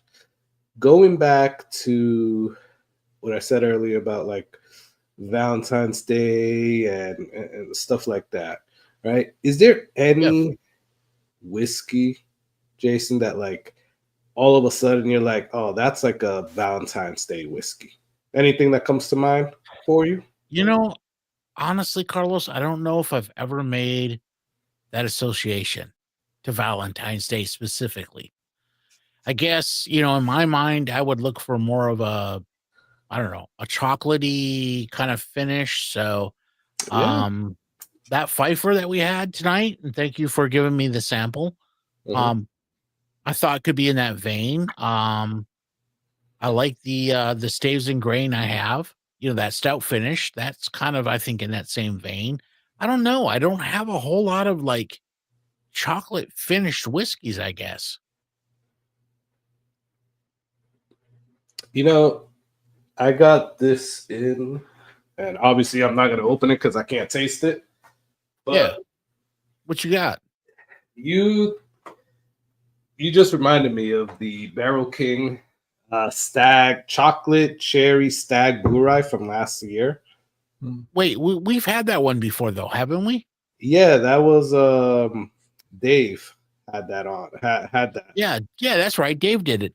And yeah, okay, that thing was amazing. I got a rack. That gave me, that gave me like the most like Valentine's Day thing.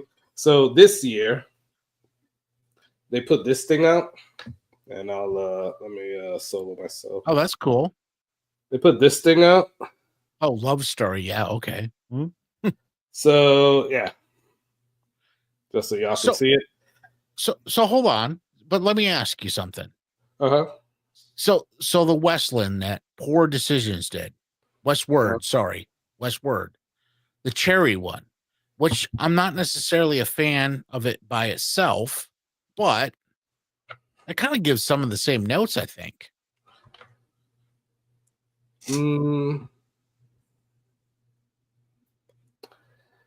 I think it's a good one. I still stand by my 412. I still like the chocolate hazelnut brownie, the 412. Yeah, 412 is, to me, is like. Yeah, I agree. Yeah, I'm not a big fan of the chocolate on the back end. Whatever. So like American malts, like I tend to get that. Scotch, I love. Yeah. I mean, I started with Scotch. I'm a Scotch snob, whatever you want to call me. Amen. I'm with you. But that chocolatey taste on the back end, my wife loves it. I'm just not. It's not my jam. I can't do it. So William, Carlos and I are trying to. We're gonna finally. We've been talking about it for a year. We're gonna finally put together a Scotch live. Good. You got to be part of that. Yeah, we need you on, William. I'm all in on that. Beautiful. I So- think we have enough Scotch. I think we have enough Scotch guys, you know, that normally sit in and view. I think we can do a Scotch one. Yeah, I think so. So, William, have you tasted that one? Have you tasted any of those Westward ones? No. No? Okay. I gotta send you. Oh, we some. could send them a sample. Yeah, I gotta send you the samples of that. Yeah, we could send them one. I got enough left over too. If you need some, I got you. Yeah, I think those are. I understand what you're saying, that you don't like the chocolate taste. I think, and I get that, because some of them are too chocolatey. Yeah. Although I do like American single malt, but some of them, you do get too much of that chocolate. I think the Westward one, the 412 that Poor Decisions did, that we did, I think it has the right amount of that. I've been debating on ordering those. Yeah, well, I want to. The I did get 412 is third long port- gone. Yeah. yeah. Well, I they're got both the short gone. barrel. I got the short barrel bee's knees. Oh God, those are awesome. Yeah, but they are good, dude. But I'm gonna send you. I'll send you a sample. I'm just so picky. I don't. Well, so here's what I found unique about Hey, the good night, 412s. Shane. Oh, guys, Shane, sorry. So, guys, first off, Shane, before you go, it is Shane's birthday today, or it was. Oh It shit! was. Happy birthday, It Shane. was. Sorry, Shane. Happy birthday, Shane. We did it for Michael. Yeah, no Porter. doubt. Happy birthday, Shane. We should have did it when Jazz was on. Sorry, brother. But happy birthday. I did. Why didn't you follow along with me? I did that. I tried to do that right at midnight for Shane and for Michael. Oh yeah. Yeah, I didn't do that, man. Sorry. So I know Steven's audio is not working, but Steven, so you have both of the 412 and the cherry. Have you done the mix of them yet? The 50-50 mix? Yeah, he has. Okay. And your thoughts? Thumbs up, thumbs down? Yeah. I'm with you on that one. I think it's the best of the mix. I think it really is. I do like the mix the of best of both worlds because the It is. chocolate, the cherry sex bomb gives you a lot of the cherry, although it does have the chocolate on the back end. Like to William's point, because of the American single malt, it still has that chocolate on the back end, so you do taste that. Yes, sir. But when you pair it up with the 412. It brings in that like milk, chocolatey hazelnut note. It does. It just makes it a whole lot better. I And I do know, like to the cherry. By and stick. large, and I don't want to make it sound like I don't like it. It's just when it's that overpowering, it just takes over. That's what I don't get. And like if you go to an old time restaurant where they serve chocolate malts, I don't like those. I don't like those when it just totally takes over. I'm done. I'm out at that point. I can't do it. But I love chocolate. I asked my wife. I used to eat just gads of chocolate. I mean, tons of chocolate. Didn't care what it was. White chocolate, dark chocolate, milk chocolate. I eat chocolate. But so the deal with the 412 for me was, and I told Carlos this when I first got it. I said that is a whiskey drinker's whiskey. Because I don't think it's for a novice, because I don't think you will appreciate the nuances, but it's one of those whiskeys that I had that probably has the most distinct, like front palate, mid palate, back palate. Like you literally get 3 full waves of flavor the way it hits you. At least I did. And I don't know that there's a lot of them out there, Carlos, that I have ever gotten like really that like distinct sort of like almost a hard cutoff with the flavor profiles, and they're totally different. All 3 of them are different. Yeah, you mean on the Westwards? Yeah, the 412. Yeah, specifically. 412. Yeah, yeah. So the front palate, the mid palate, and the back palate, or the finish, they're all distinctly different, and it's kind of cool how it hits you because at least for me, when I drank it. It hit and then it goes down and comes up and goes down and comes up. And you really do get like really distinct flavor profiles. And I don't know if I've had another one that drank like that before. Not that distinct anyway. Mm-hmm.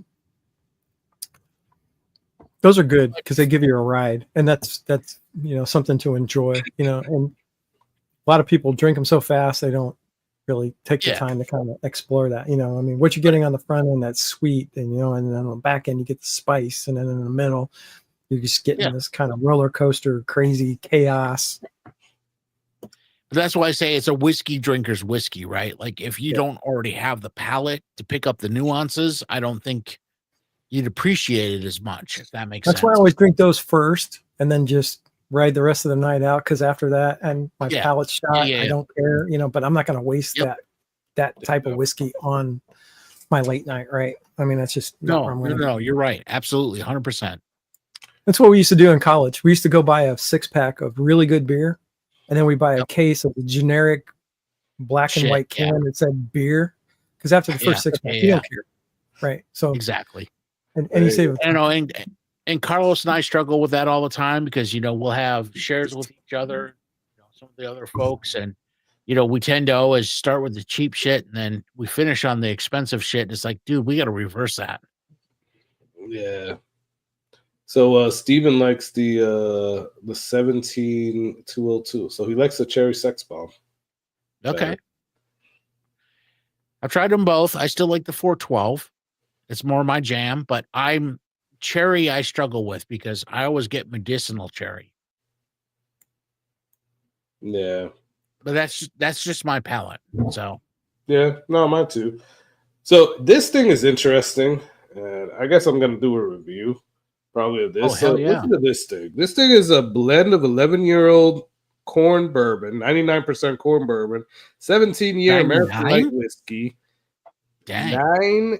9-year 21% rye, and 8-year 95% rye, finished in strawberry, chocolate, and Stag Junior bourbon barrels. This is like, I don't know. I'm interested in this one. I got to tell you, I know he's not on anymore, but we got that bottle of the 13-year-old Barton juice from Shane, the hazmat one. Uh-huh. Dude, that's still one of my favorites. I do like that one a whole lot. That has a lot of depth to it for a hazmat. He's done a lot of really good picks. I've got the old Dragon Bone series, and yeah, oh my god, those things are just phenomenal. And I forget what it was called, Carlos. Maybe you could help me out. It's an RH something or another. What the Barton one? Yeah, the one we got from Shane. It's old JH&M. Old JH&M. There you go. So if you guys haven't checked out Storytime Distillery, you guys should. He's putting out some really good stuff now.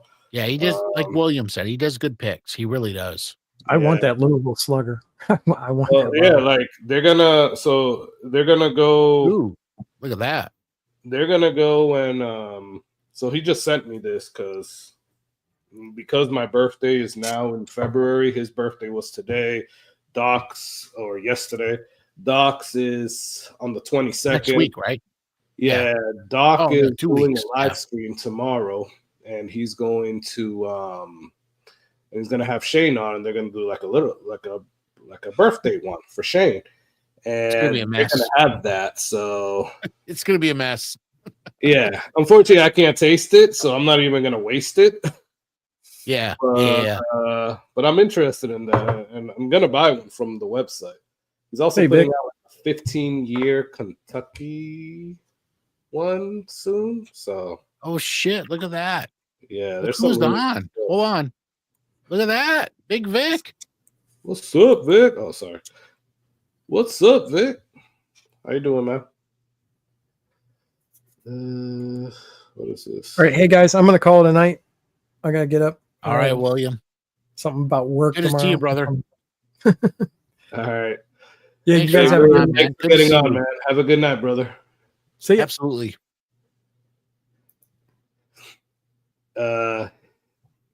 Yeah, Steven. That's what you get for calling me a chump, man.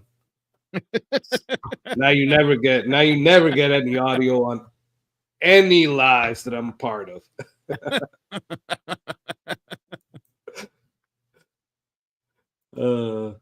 Steven's cool, maybe back out and come back on.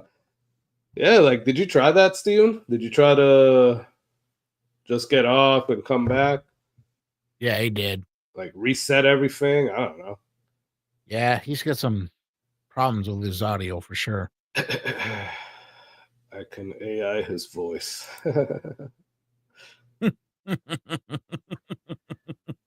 So, guys, some stuff that's coming up soon. I know we only got like 15 people on, but there we go. Steven, can we hear you? Nope. Still nothing. Nothing. I want people to know that I did not mute his mic. His mic is unmuted on my end. Although that wouldn't be a bad thing to do. Like, he's like, Carlos, you're such a what?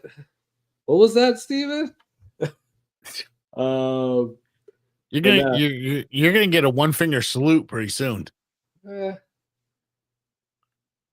That's when I can hear you, Steven. You can? Are you messing around, Joe? What's up, Joe? How you doing, brother? Independent Joe. I know, Charles. I gotta get that out, man. I can't get it out now, obviously, but in the next couple of days, hopefully, I'm able to do that blind, man. You're on point, brother. Yeah, and thank you for that, Charles. That was cool, man. Thank you. So Charles gave me some samples of like 3 LLMEs. Oh, nice. Ruffles. Yeah, man. So can't wait to do that blind. That's a pretty cool one. So anything that, and we're gonna end this soon, guys. Pretty soon.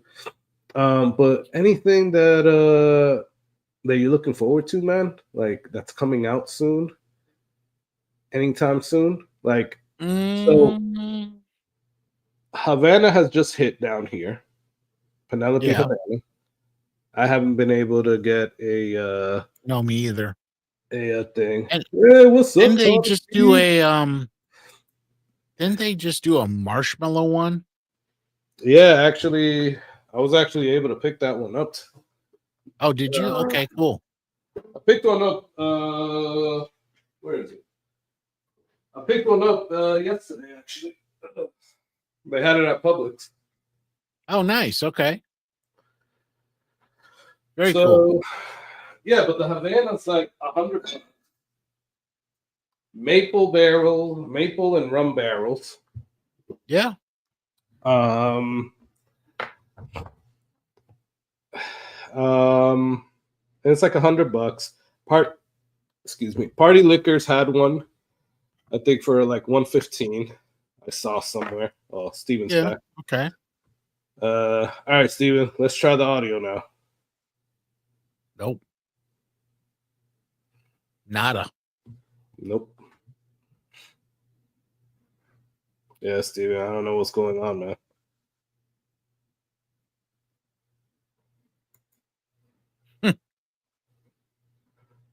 Night, Steven. Have a good night, Steven. Thanks for getting on, though, man.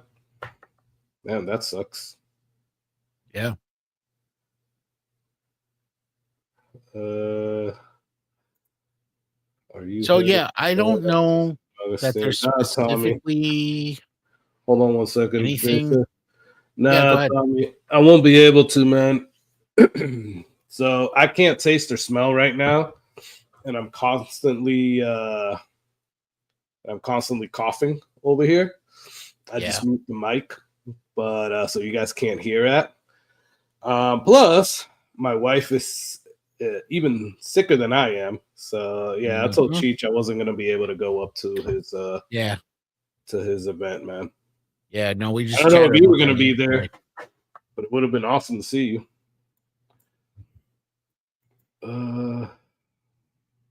Publix had one yesterday. Which one, Charles? The marshmallow? Yeah, that's if it's the marshmallow, that's where I got mine.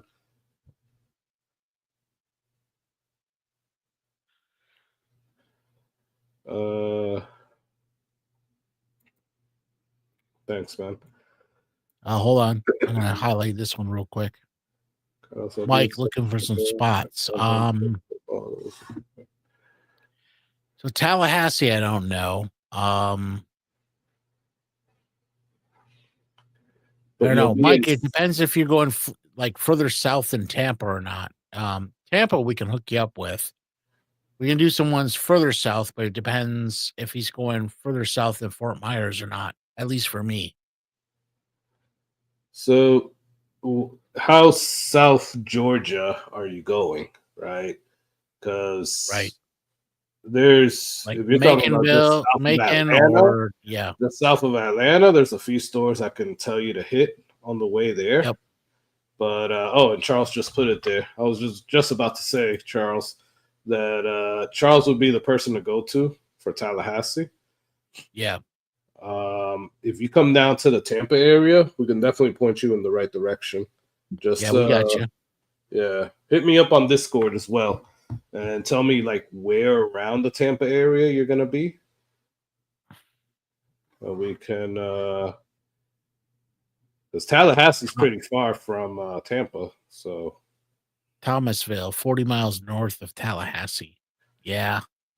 Yeah. So, Mike, if you're I don't gonna make know it much up down that here way. to Tampa, then let us know, and we can point you in the right direction. We can even maybe meet up with you. Well, I can't meet up with anybody right now. So, by the way, and I know the people that probably won aren't on right now, but I can't send anything to anybody until I get better, guys.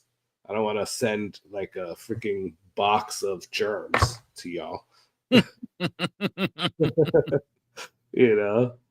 So hopefully when I get better, I'll send these samples out to everybody, or the winnings out to everybody. Dude, I can go anywhere in the area. Okay. Yeah, hit us up.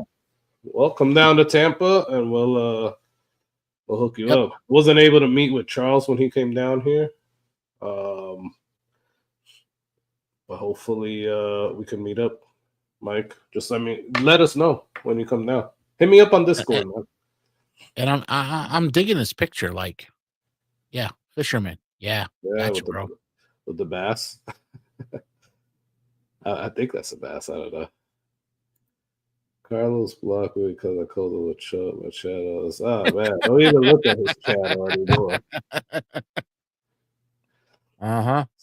So by the way, Steven doesn't need any more subscribe. Nah, I'm just playing.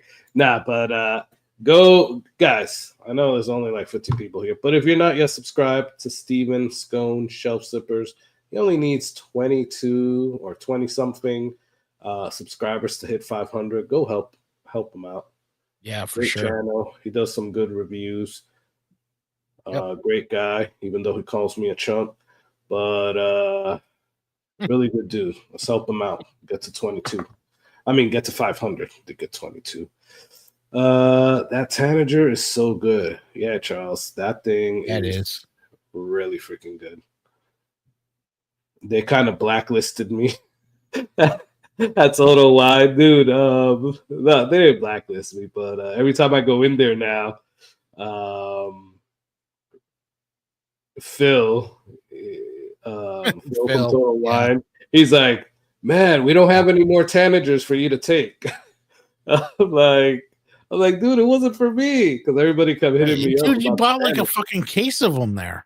Dude, I think I got more than a case. Yeah. Because a lot of people hit me up, man. Yeah.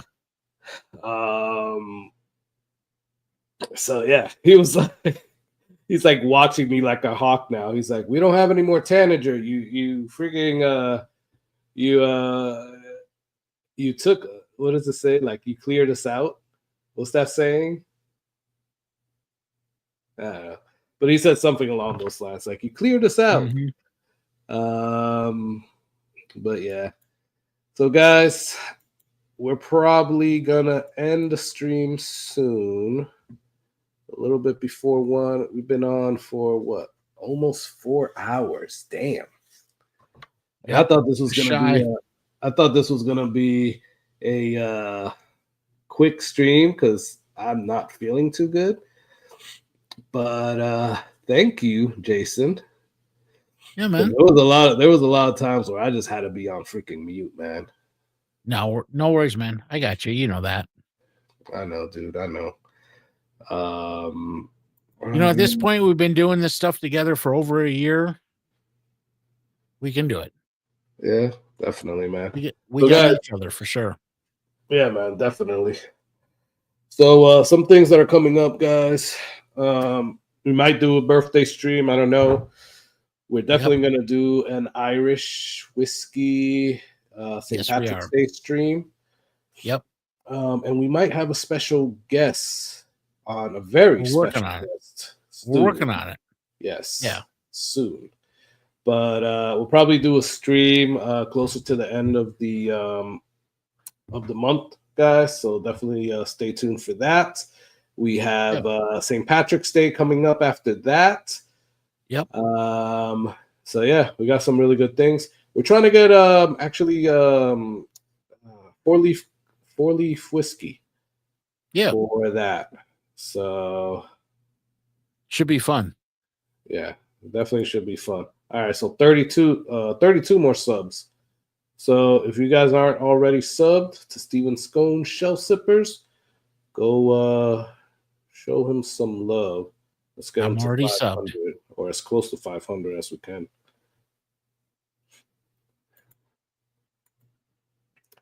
Hey, Mr. I'm Mom. subbed on 2 channels, by the way, Steven.